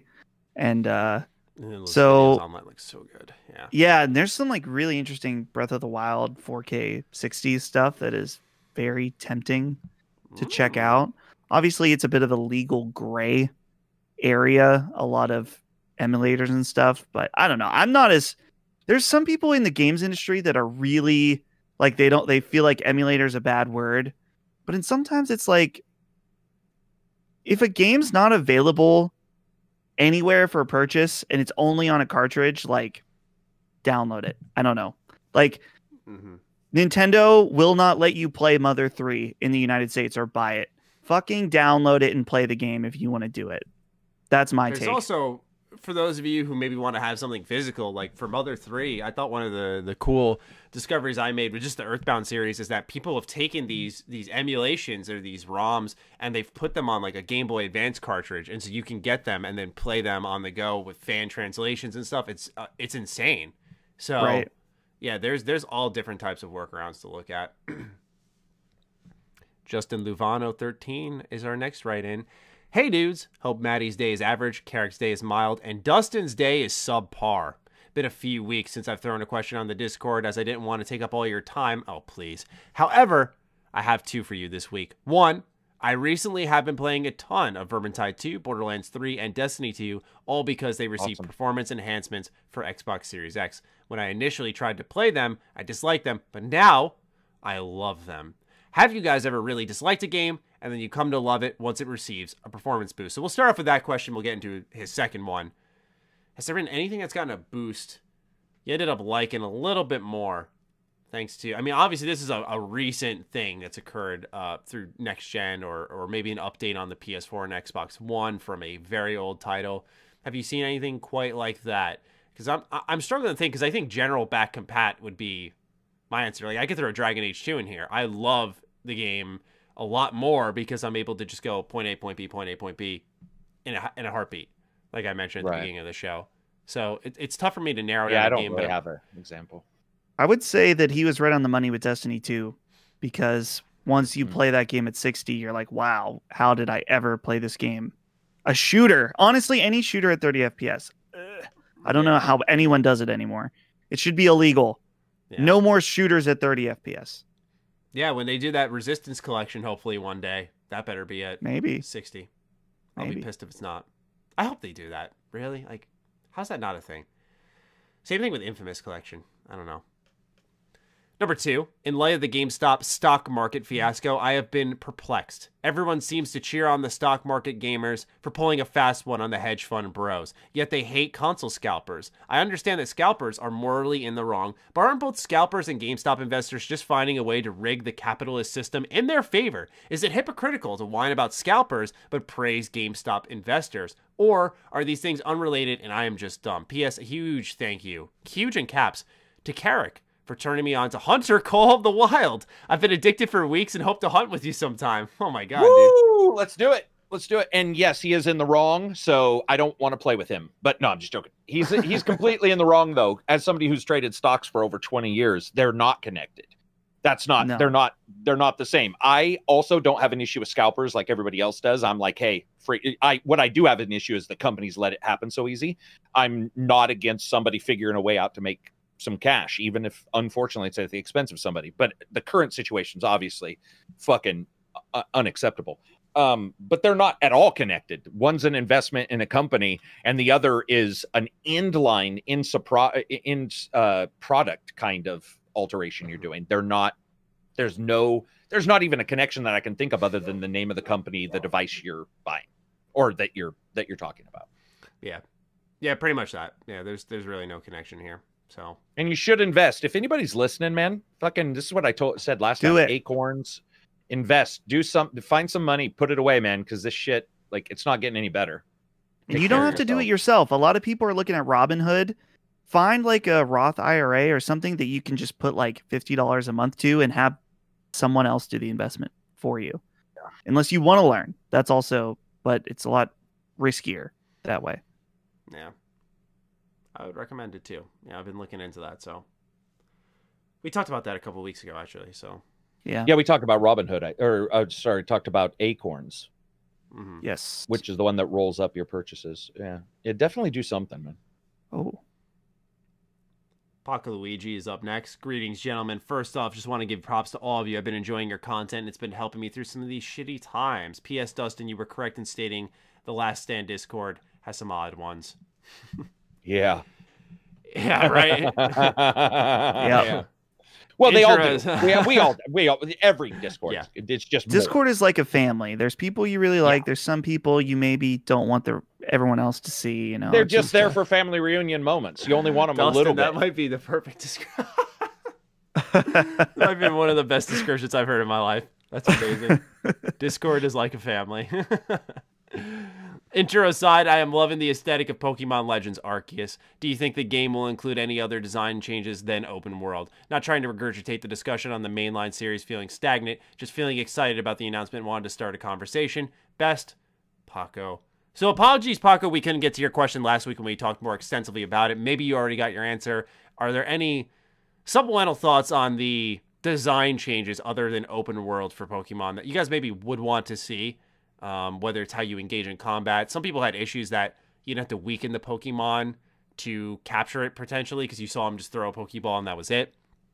And I think someone dug deep, man. I saw a comment on one of my videos. They went, well, in Pokemon Journeys, you can actually just throw the ball. Oh, shit. Pokemon. They don't even have to fight. It's like a show. I don't know. By the way, Dustin, I know your time is oh, yeah. Up, so. Well, I was going to answer it and then GTFO. All right. But the only answer I have for this, because I to reiterate from last week, keep your expectations, especially for this game, at the absolute lowest possible, and then hopefully we will be surprised. Yeah. But on that note, Matt, I do have to go, guys, because I got a hot date bud. tonight. Enjoy. I don't know what makes it hot. I think we're just like getting the food and seeing a movie. Oh, you're right. I did read ahead on the questions. Oh, lasagna. Damn, lasagna is great. That's what I'm getting today, man, for sure. Hell yeah. It's so funny. While we were sitting here about 20 minutes ago, I ordered sushi. Oh, shit. Whoa. Yeah. Nice. What do you mean? Ugh. Dude. My dad owned Dustin, a fish you're going to leave me with this guy? I fucking hate seafood. That's all. Oh, yeah. Damn. That's fair. I did read ahead on the questions, and I have one answer. You guys can figure out what question it's for. Mega Man Legends 3. Okay, just remember that. So... But yeah, lost his virginity to while playing. Oh shit! That'd be legendary, especially because the game never came out. Pretty legendary. Oh, hey, it'd be even more legendary, man. So it never happened to begin with. Oh shit! Yeah. You're married and everything, and that'd be awesome. All right, guys. See you later. Peace out, man. See ya. Enjoy. All right, Karak, you're stuck with me in my sushi breath. Nothing. I'm learning all your little ticks and quirks now. I thought we had talked about that for years, man. Like, no, yeah, my dad owned you the mentioned fish it plant. last. I think it was last week. You mentioned it, or was it? I just can't. I can't even stand the smell of brine. Like smoked salmon, I used to love, but even that makes me a little like queasy now. I get that. You know how it is when there's a lot of something. Almost like if you eat too much and then you smell food and you're like, oh. Yeah.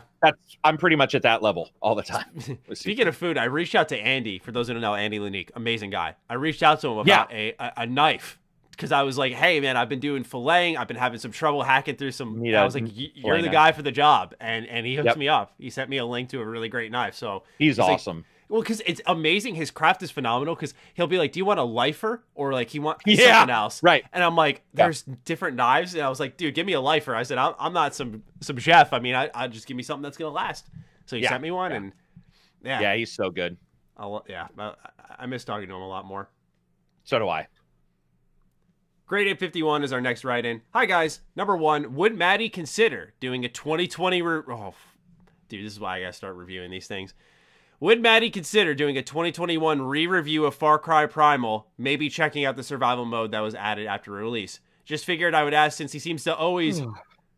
What is this? Just figured I'd ask since he always seems to unfairly hate on the game, and when similar things happen with the Pokemon Snap game... Yeah, it's true. It kind of spurred him into checking it out.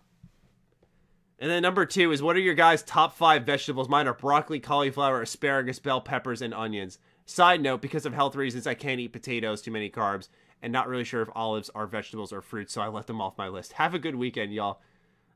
So Grey Dip has a problem with me, it seems. A problem. He's got a beef. He's got a He video does. game beef. Oh, shit. It's that word choice, right? Like, it's the word choice. Unfairly He did hate. hyperbolize that, didn't he? Unfairly hate. I put more hours into that game than I would care to admit.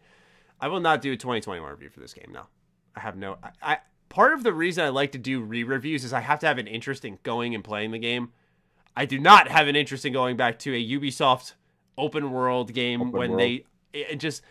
feel like Ubisoft open world games are good now. That was in their mid-gen kind of, what are we doing with both these series? And so the Primal is cool in the sense that it is very different from other Far Cry games. And so for that, I understand the appreciation of it.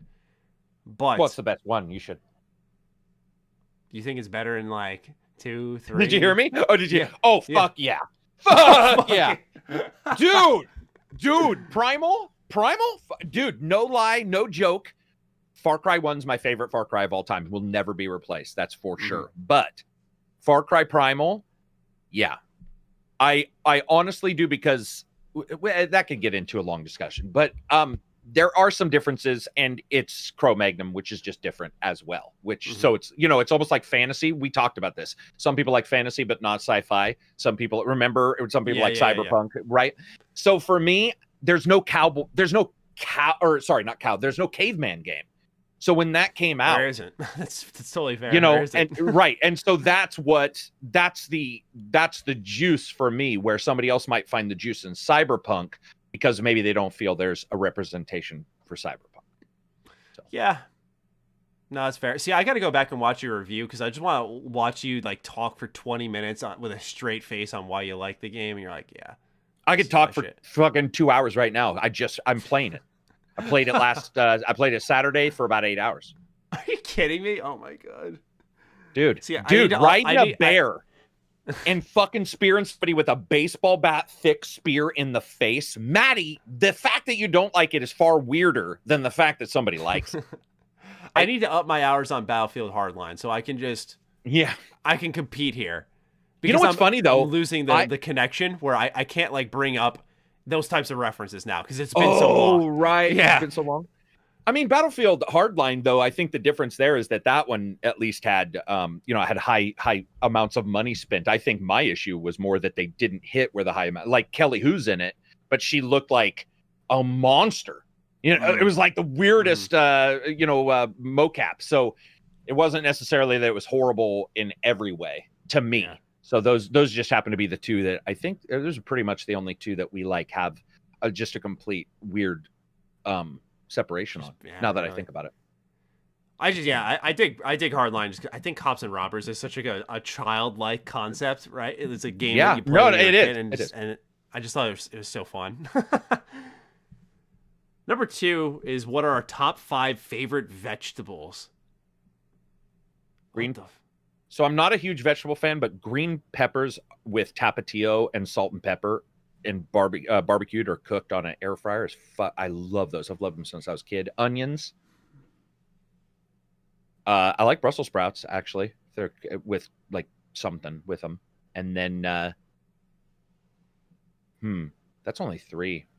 It's tough because like tomatoes, there's certain things but they're a fruit. Yeah. It's tough because here I got to check something. And I don't know about olives. So I love olives, but I don't know if they are a fruit or a vegetable either. Yeah, that's what what's his name again? Sorry. I'll look Great here. Ape said. Yeah, I lost there we go. Yeah, it's Great Ape. Yeah. Okay, so according to Google, although mushrooms are classified as a vegetable, they are technically not plants, but part of the kingdom called fungi. Fungi, yeah. So I'm gonna make an exception here, and just call it that. Yeah. I'm gonna bend this for myself. I'm gonna say number 5, green beans, pretty good with a little margarine on them. 4, broccoli. 3, onions. 2, grill. No, actually, I'm gonna say 2 is gonna be mushrooms, and then 1 is gonna be roasted asparagus. Have you ever put them in an oven before? Because oh my god, they have the right amount of crunch. They have way more flavorful. Little seasoning on them. Yeah, that something I haven't. Good, man. I've not had. I don't have a lot of asparagus, to be honest. I mean, once every couple of years. I mean, it'll knock you off your feet when you take a piss afterwards, man. Okay, I'm glad you mentioned it. Just so you know, I was actually circling around that part of the discussion. That is why I don't eat it. Yeah, no, man. That's funny. You'll be standing there like you can't stop. You're going. You're like, God damn, man. Like it's horrendous. Yeah, it's horrendous. I will always remember being at a campfire with a couple of buddies. My friend had like a grilled chicken and asparagus meal. He's like, oh, I gotta pee. God forbid he went in our friend's house. He goes to pee in the backyard. This guy's like, I'd say at least 20 feet away. He pees. You could smell the asparagus from out there. It's so nasty, isn't it? It's a stink bomb, man. It's insane. It doesn't even make sense. It's a little bit like garlic, where you'll get garlic on your hand and you can't get it off, or onion, where it gets on your hand and you're like, I've washed my hand, there's no skin left, and it still stinks. And you're like, it's obviously the oils, but it's so confusing sometimes. But I'm glad you mentioned it, because where I will dive into those absolutely immature areas for sure. That is my role here. You will get angry. I will get immature. There we go. There we go. Yeah. Just combine. Angry, immature, 13-year-old. Awesome. Coach Blue writes in next. Hey, guys. Matty, any word on some merchandise for your channel? I'd love to rock a shirt that just says Starfield, Mr. Matty. All kidding aside, I'd love some Matty stuff to represent the Matt Pack. Love everything you guys are doing, and I always appreciate your videos. I almost said I'd appreciate your videos, as if like I would appreciate them, but I'd appreciate them. Yeah, I've looked into this a little bit, not as much as I want to, because I don't want to just do. We talked about this actually. It was me, you, Cowboy on Defining Duke. It just came up, like no one even asked. We talked a little bit about merchandise for the channel, and I said I didn't want to have someone rocking like my Stay Sexy, Stay Active logo or a Mr. Matty face, chibi face on their shirt. I was like, dude, I'm trying to make sure you wear something that doesn't get you made fun of. You know, it's already hard enough. Sometimes, you know, you don't need my shirt to be the cause of why you might get bothered by someone. Beat up.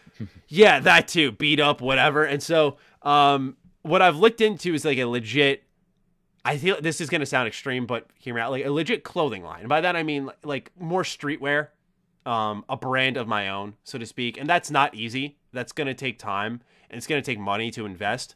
But it's definitely something that I want to look into, and then tie in through that line stuff for my channel, like a Stay Sexy shirt, a Near Perfect shirt, of course. Those are 2 I would do in a heartbeat. But outside of that, I haven't thought of anything much on that. It's just because, you know, I feel like with the Patreon, I'm asking already enough of all of you, and I want to go that next step further, but I want to make sure it counts when I do. And it's cool as fuck because I want to wear it. I don't want to wear a shirt that just says Stay Sexy and be like, hey, you like me? All right, wear this. It's like, no. I want to give you guys something that's like sleek and unique. That rhymed. All right. Okay. Mike Fury writes in, hey guys, long time no questions. Hope everything is excellent. Interesting question here. Do you guys find it better to use Keymailer or contact a dev's PR person when wanting to cover certain games? Dude, what are you talking about? Do them all. Yeah. Right? Like, I mean, how many times have you been like, dude, your code is different than mine, or your PR is, or whatever. It's like, I'm not going to apologize to a dev PR for sending them an email saying, yeah, for being interested, you know, for being interested. They can certainly ship me off to somebody, but yeah, man, I would say use every single thing if you know a dev, tweet to the dev. If you know a PR person for the dev, tweet to that. If you know the company, tweet to that. At the very least, you know, somebody's like, well, we know he likes it. I mean, you're not going to be the only one doing it. Yeah. Don't play the game. Yeah. Number 2 from Mike Fury.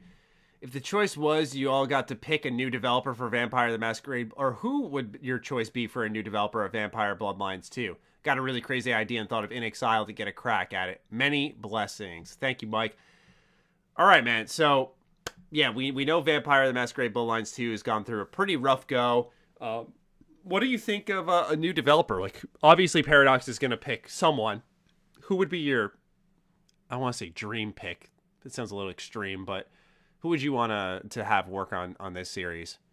In Exile. Yeah, for sure. And the reason why is up on people, man. Yeah, and they've got I think more along the lines of like logistics as well as like, you know, good. So like, do they have the time? Do we know what they're working on? Do we know what they're you know, I look at weird other things that isn't just a magic dream of like, hey, I want these guys to make it. Actually, I liked Wasteland 3. I think their choices were awesome. Mm-hmm. Right? Like the best choices ever in a game. I mean, dude, this shit's like revolting how much choice there is. So yeah, I think just they nail it. They're the one team, I will say. I get a little nervous with Obsidian, not because I don't trust them and their talent, but I get nervous with them because they are turning into new CD Projekt Red for a lot of people. It's just very quiet now, where anytime they are spoken of, it's hand them every IP known to man. Anything that has ever remotely failed or struggled, people want it handed off to Obsidian. And that's the same thing that happened with CD Projekt Red before before Cyberpunk came out. I see a lot of that, and I think that's good because a lot of people should like their stuff. I think they're very good at making RPGs, but a lot of folks aren't giving enough looks at In Exile, who I think truly stands a chance at making like a high level AAA RPG with real choice and consequence. Brian Fargo and his team has a really unique touch and understanding on what makes a game click when it comes to having power over it. They were the team that gave birth to Fallout. So you like Fallout now, can go thank them. Wasteland is really what actually gave birth to Fallout. So yeah, I love that he keeps rocking on. I cannot wait to see what he does next. I would like to see In Exile as well. Hard to really think of any other dev for an RPG. I would say Larian. Those are my defaults. Larian and Exile. Those are the two that immediately come to mind with most RPGs. If you want something more high AA, AAA level, Obsidian for sure. But those would be my choices. Might Be Toxic writes in. He better not be toxic. Hey guys, I'm glad I got to write in finally. Only joined the Discord to be a part of the community and was really surprised to see how welcoming and in-depth everything is. Serious kudos to all of you. Thank you. We try to keep it clean and fun and inviting, so that makes me happy. My question is simple and for everyone. What PS2 era game is your all-time favorite? It could be Xbox, GameCube, Game Boy, PSP, or PC as well. I think that time of video games had a real special impact on a lot of people, myself included. I'm curious on its influences over you guys since you're all from 3 pretty different generations and corners of video games. So anything from that era, but if you had a PS2 game, what would you pick? A favorite all time in that era? There's a lot to sift through. I can go first. Well, yeah, if you've got one, go ahead.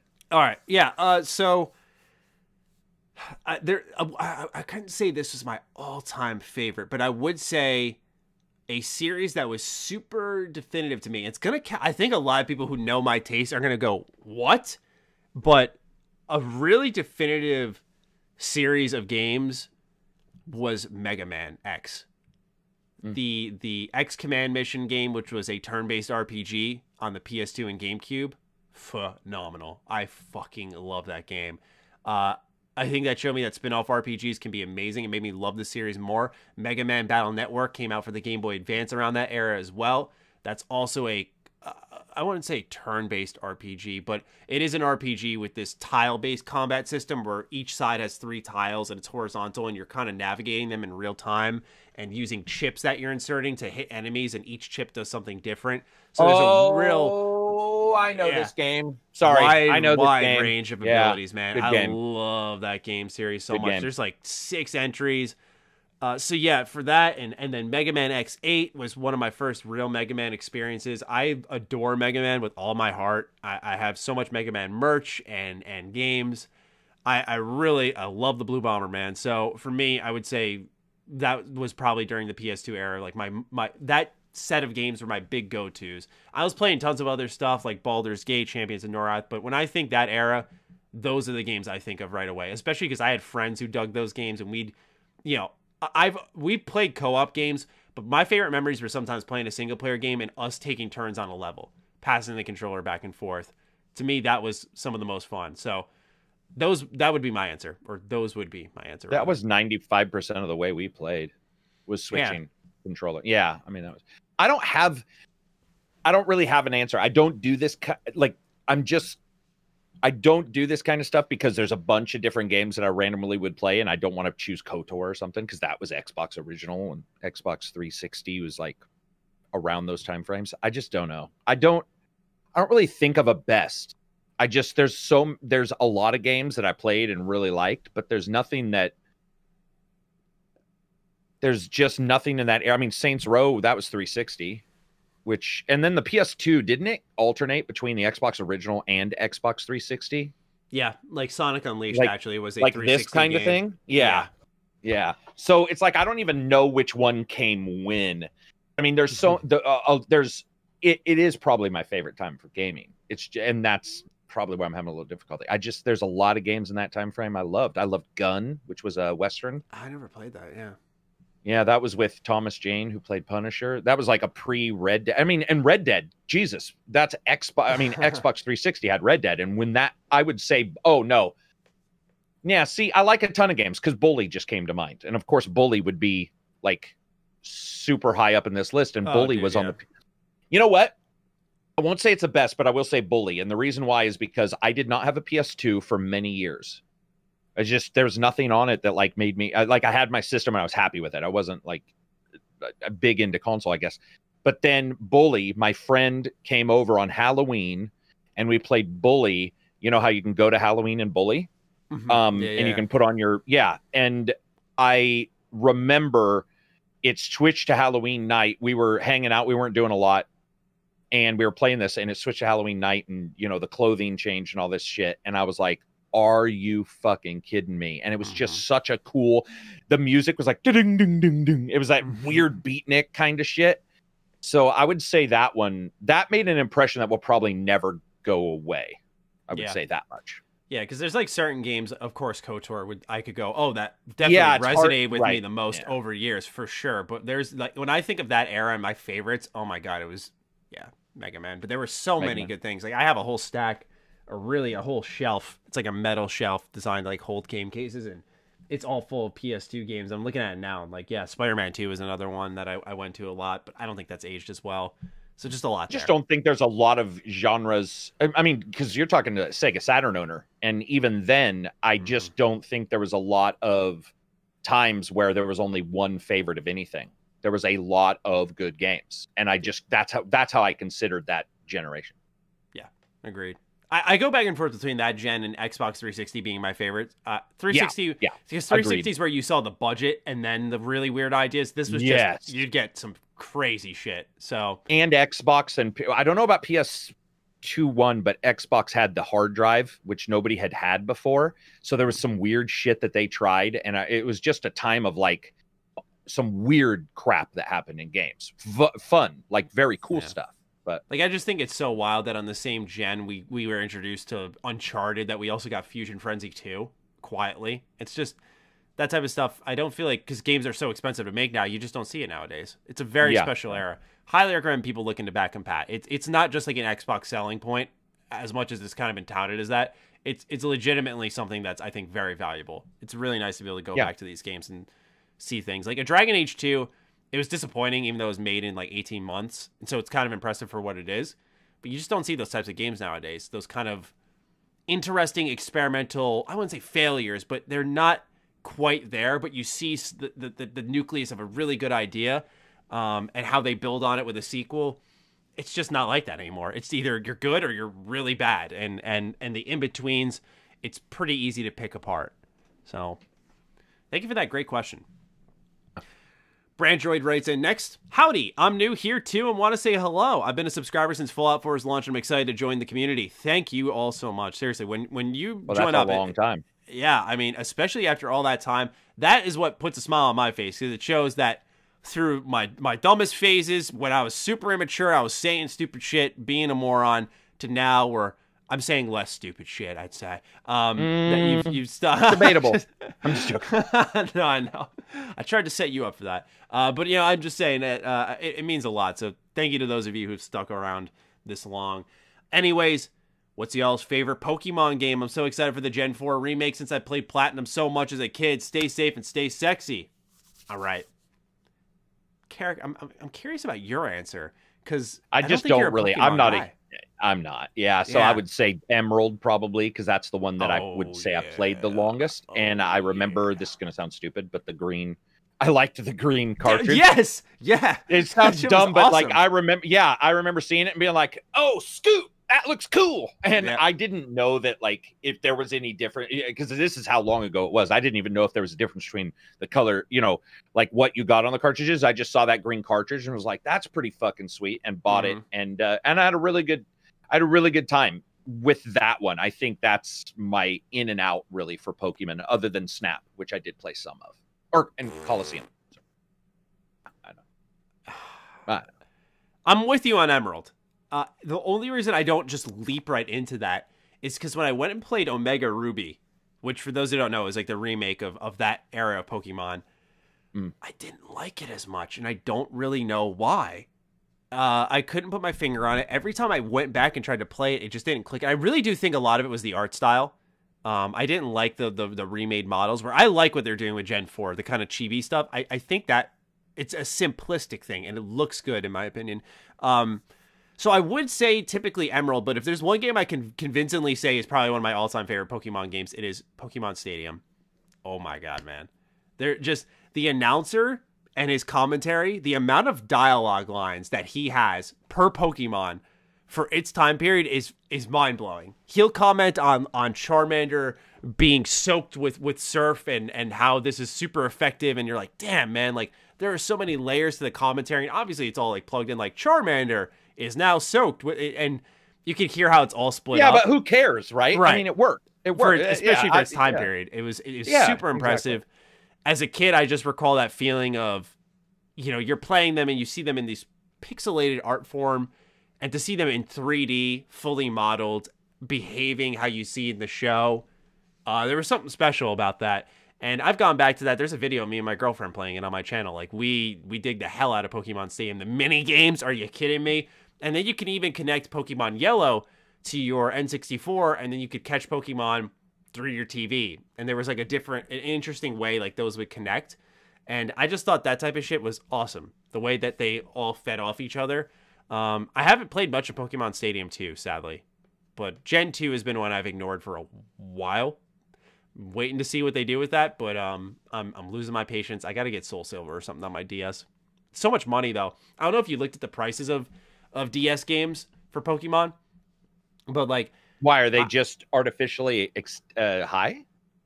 I don't know if it's... Yeah, I guess artificially would be the right... Yeah, because, dude, I'll just say this much. I paid for Pokemon Mystery Dungeon Explorers of Sky. It's kind of considered the best one. I paid $80 for that, and that was considered a good deal. It normally goes for like $120 last I looked, and it's probably gone up since the Pokemon craze. And I love Mystery Dungeon. That series is one of my favorites too. I think Pokemon's mainline series is good, but its spin-offs are what really grab me, because I think like Conquest and shit is interesting. I forgot where I was originally going with my point, but oh yeah, the prices of Pokemon games. Dude, like I was on this site called Mercari, and I was looking at game lots just to see if there's anything that could like boost my collection. And I saw a Pokemon lot, and it was $1,000, and it had like a decent amount of games, but it had about 6 complete in-box Pokemon games. Technically, that was a good deal. Like I saw it and went, man, that's not bad if you got the money for it, but they've gone up so much in price. A lot of that's thanks to the craze with Pokemon cards. And it's this stupid, collection phase. Like I saw somebody selling Panzer Dragoon Saga, which is a Sega Saturn Panzer Dragoon, the RPG, the classic. And dude, at one time it was like, $800 or something. You're just like, what? Why? Like, why? I mean, I get it, but I at the same time don't. So it sort of bothers me. Yeah. It feels like it's artificially raised a good amount. Yeah, if they were on Virtual Console, it would definitely They would definitely like Pokemon Emerald is like $250 if you want it complete in box with the manual and the box in good condition, which I think makes sense because those cardboard Game Boy Advance boxes can get destroyed easily. So someone who does preserve it and keeps it valuable, I think it should be a price. But certain things like the DS ones, I think would just deplete in value the second that they were put on a virtual console. And Nintendo knows that. And the reason they want it that way is because when they choose to re-release something, dude, they have a never-ending strategy. They will never go out of business because the second they start to feel the heat, re-release something. Just re-release it, man. Unlock something. Like, they have so many keys to doors that are locked, and they could just unlock them all, but it's their fail-safe. And that's why they're not doing it. It's fascinating to watch. All right, Jay Lopez is next. Hey, guys, hope you're doing well. Just wanted to say it's nice to get some appreciation for the Daredevil series that Maddie mentioned last week. I guess my question for you guys would be, what superhero or villain would you like to see in a video game at the same kind of level Insomniac took on Spider-Man? Well, I mean, the problem is we've talked about this, is what level would you get? Is like street level and Superman level, you know, what do you have? So, like, I like Green Arrow just because of the show, and I like the actor who played Oliver, and I like that character, but he's pretty much Batman Part 2, you know?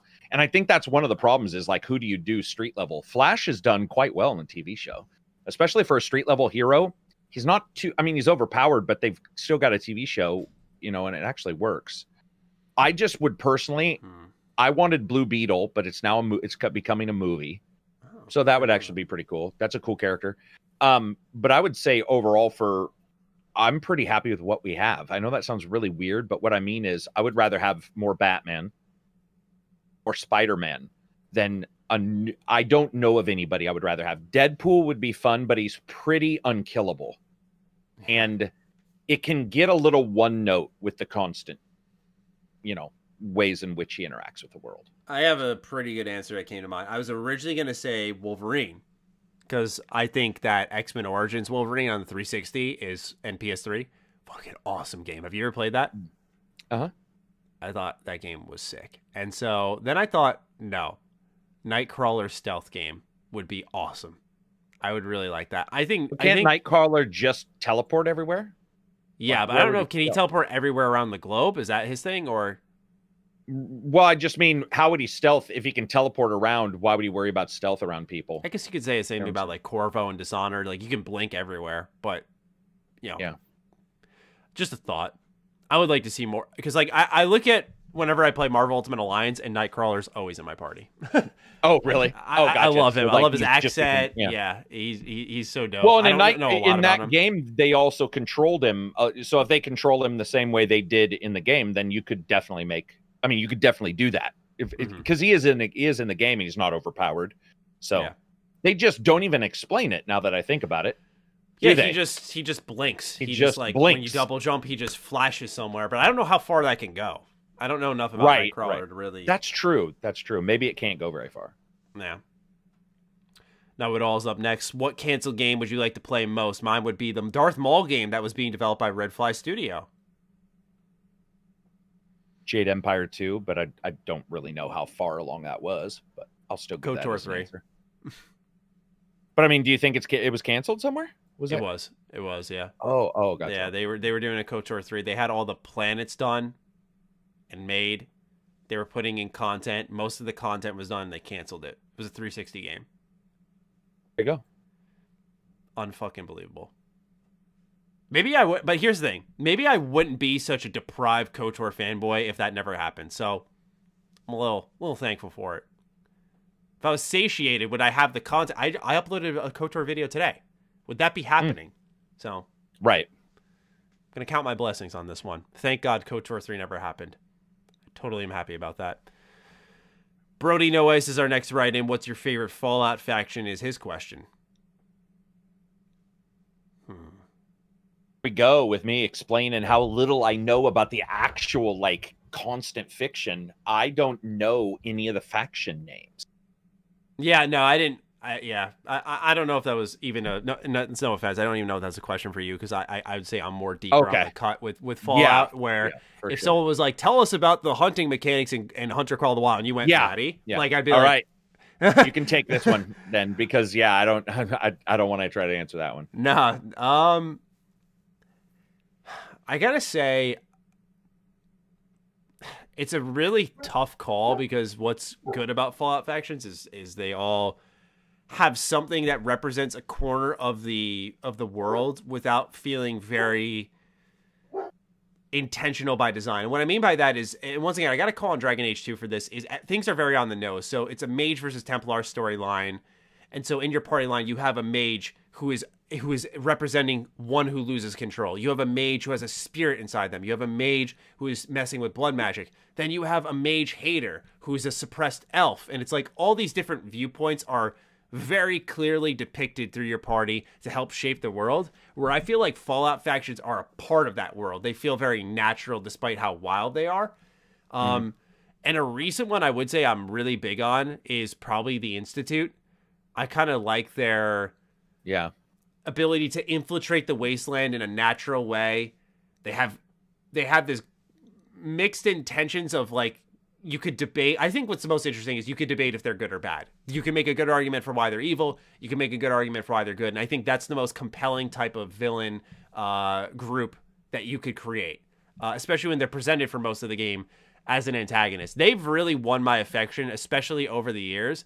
And it does help that in Fallout 4, where all of the storylines are kind of ending the same, that the Institute at least does a little bit of something different, so you feel like there's more built there. With that said, Brotherhood of Steel is a really commonly slammed group because Bethesda's kind of watering them down by jamming them into everything. But I really do feel their initial purpose of saying, hey, technology is bad, and how they're pitted against, say, the Institute in Fallout 4. But in general, they're very no bullshit approach. We are not going to let another apocalypse happen again. It is on our shoulders. We are not going to let it happen again. And so, once again, good intentions, but they go all out for it and start to paint themselves in this very neutral light as a faction, where, once again, you can make an argument of why they're good or bad. And that's my favorite thing about Fallout. And so, I don't know if I could really make an exact pick because, while a lot of people are very much... It's one of my problems with New Vegas. New Vegas, a lot of people will go, I love the faction so much, but I feel like they're very one trick. You can tell who's who and why they're doing what they're doing. Legion, they're evil. Like, it's just that, like, you can say, oh, but Kaiser. No, they're fucking evil. Like, they're terrible people. They're destroying places. You literally go to Nipton in the first, like, couple hours of the game and see what they have done. They're awful people. And then on top of all of that, you've got the NCR, who is very clearly like we will bring order selection. Yes, man, if you want to go ahead and do things on your own. Mr. House, who's like, I have the money and the power to do this, and we're going to create an empire. And they're all interesting factions, but I feel like that's been one of my biggest problems with the series is the idea that these factions are very much, not series, but sorry, New Vegas, is that these factions can very much be easily identifiable. So I like the ambiguity, so to speak, of Fallout 4's and to some lesser extent Fallout 3. I feel like Fallout 3, they painted the Brotherhood of Steel as too much of a good guy. It's very clear that they were good guys. And the Enclave was clearly the bad guy. Ultimately, though, I think the Enclave is the most interesting aspect. You know, this extension of the American government that has kind of gone corrupt. And you're seeing how they're trying to piece America back together behind the scenes. I think even Fallout 76 did some really neat stuff with the Enclave. So that's the one I lean into a lot. Enclave or Institute. I go back and forth on those. It's really tough for me to answer. But hopefully, Rody, I gave you a sufficient reply. All right. Let's keep going. Natural Calamity, we already answered 2. So we are going to skip you because we have 3 in total left from people who have not been answered this show. McMeister is up next. Hey, y'all. I hope the message finds y'all well. I'm a long-time listener, first-time asker, and apologize for the length of the question in advance, which, by the way, this is a paragraph. If this is a typical length of your question, we like that. Information is good. Sometimes simple is tough for us to really go into detail on. Given the trepidations of gamers surrounding the prices of games going up to $70, the hollow promises of roadmaps with their associated season passes like that of Anthem, and the release of games at a premium price while being of inadequate quality, I would like y'all's thoughts on this. Do regulatory bodies, sorry, I'm absolutely screwing up your message. Let's try that one more time. Do regulatory bodies such as the ESRB need to take pro-consumer steps to ensure we as consumers are receiving quality games from AAA developers? Examples including setting a premium price ceiling, certification by the ESRB to be able to change premium price, and setting a limit on the amount of money a game can make from each consumer in microtransactions per game. My worry with this is that the restrictions it may have on creativity, but I still feel like something must be done. Thank you for y'all's time. Thank you for writing in. We appreciate having you here. No. Yeah, I was going to say no way. Because I there is a point where a company or a body cannot be responsible for the decisions that people are making. Leave the cap off. If someone wants to spend thousands of dollars on microtransactions, that's stupid. Let them, though. Let them make that stupid choice and learn. I feel like when you start to put ceilings and caps on money being made, you can have a game. I know this may be a really strange pick, but I think of Mass Effect 3's multiplayer, which did have loot boxes. But man, if some of the money they made off those loot boxes kept them afloat, where now they're able to do something right with Dragon Age 4 finally, and to some people, maybe even get Inquisition as right as they did, which I think they did nail a couple of things there. There is a payoff there. I'm not pro microtransaction, by the way, but I do understand that this is a business and a lot of people want everything for free. And I just don't know how realistic that is with the price of game development going up. So I don't think a premium price ceiling or how much you can get from one person is really a solution. I think you want the ESRB and you want government bodies completely out of gaming. You don't want these things to start getting regulated and mandated. You don't want to see how that will shape the creations. We want that to be as free and as open as humanly possible. Even if it means you're going to see mistakes and overreaches like this, let it be the wild wasteland that gaming is. It's the most beautiful that way in my eyes. What about you, Karak? I don't have anything to add. That's pretty much my thoughts. It doesn't even make sense.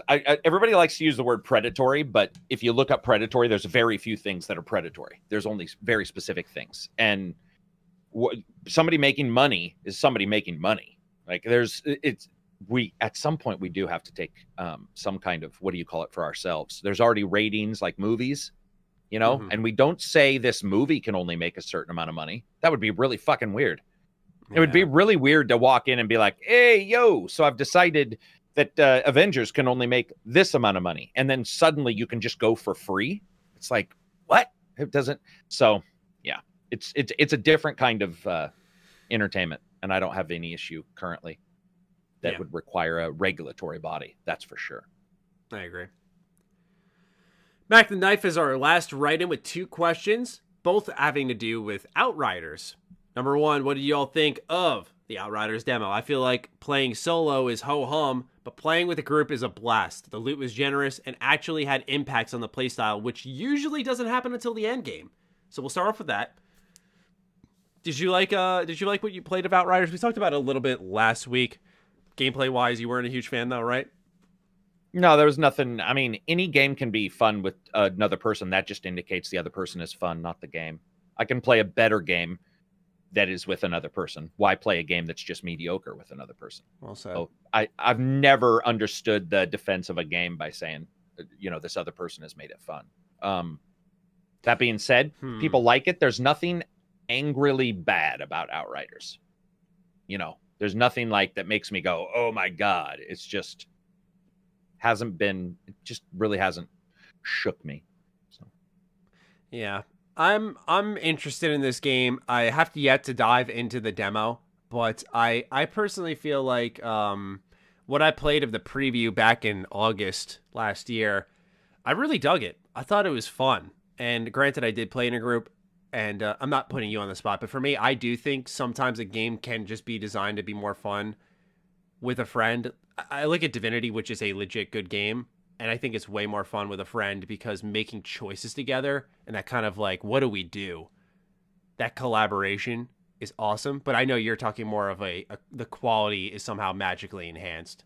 Yeah.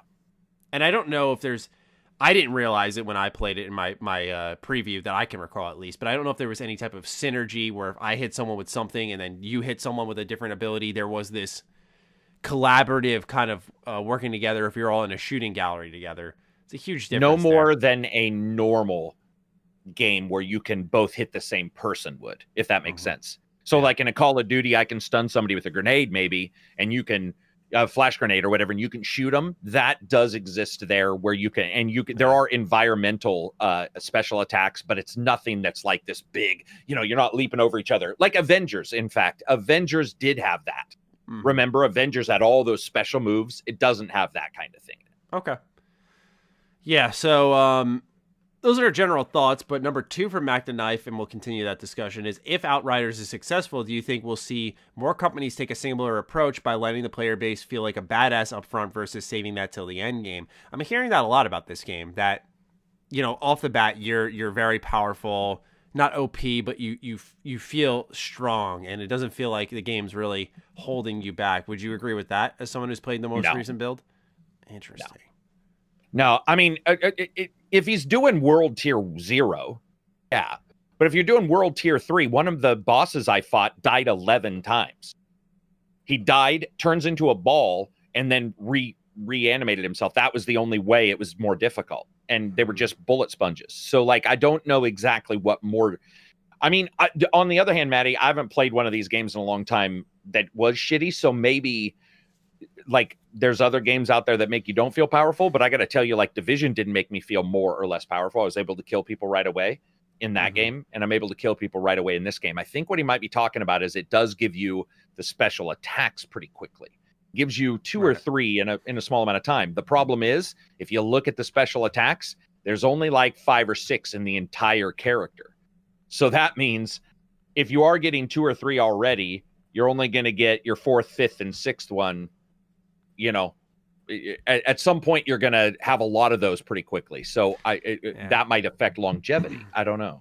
I liked the special moves though. I like my Pyromancer. I'm curious to check it out more. I'll probably play the demo at some point within. What'd you play? You played it. Do you remember what character? You were able to throw down a turret. Does that help at all? Yeah, that's the Technomancer. You can which take apparently the world is the worst. and make.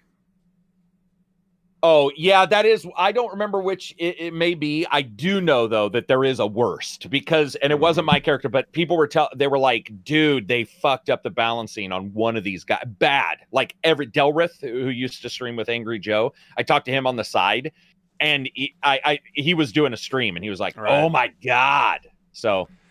yeah, that's generally what I've heard, is that apparently Technomancer is like not the play at all. And I was thinking to myself, wow, that's encouraging, because I kind of walked away happy with the game and I played as what is considered the worst class. And, I think though that they did a bunch of balancing here prior to us all getting hands on. So hopefully they didn't fuck up what you played. Yeah, so maybe I was going to say maybe they just did fuck up the balancing for something that I thought was solid. Damn. Because it was all like regen. Like you throw down a turret and your health would come back. I was like, that's cool. I like that. So, all right. That's all we've got for episode 293 of the H.A.M Radio Podcast. Thank you for so many write-ins. Like we promised, we wanted to make sure we really caught up with last week and this week. So those are all the questions we had there. And we wanted to make sure we had all of you covered. So thank you for writing in. Thank you for supporting us. Thank you for supporting our show, believing in what we're doing here. And any final words, Karak? We should slander Dustin with a hashtag this week for sure. Yeah, can you believe Dustin? Or something like that. No, nothing I can think of. Just enjoy your weekend. I'm trying to think if there's even anything. No, there's nothing. It's actually a weird week, man. It's a weird week. Dude, we had 3 items on our news. It is it's never happened before, or if it has happened, it's rare that that's happened. Yeah, it's pretty slow right now, which, after last week, that's fine, but man, slow. So yeah, you won't hear me complaining about that. No, right now, no complaints. Maybe next week I'll complain if I have nothing to make a video on, but we'll see. But anyway, that'll do it for myself and Karak. We hope you all enjoyed. If you got this far, leave the hashtag wow, Dustin did that. Let them know that you're really just disappointed. Can't believe Dustin did that. Yeah. It's- I can't believe he left. That's Yeah. what it is. He's on a date right now. Dustin's eating a burger probably. He's going to see a movie. What a guy. Yeah. Treating his wife right. That's the way to do it. Yeah, right. All right. Well, thank you all so much for your time. And we hope to see you all next week with episode 294 as we approach that elusive episode 300. Take care of yourselves and peace out. Peace out.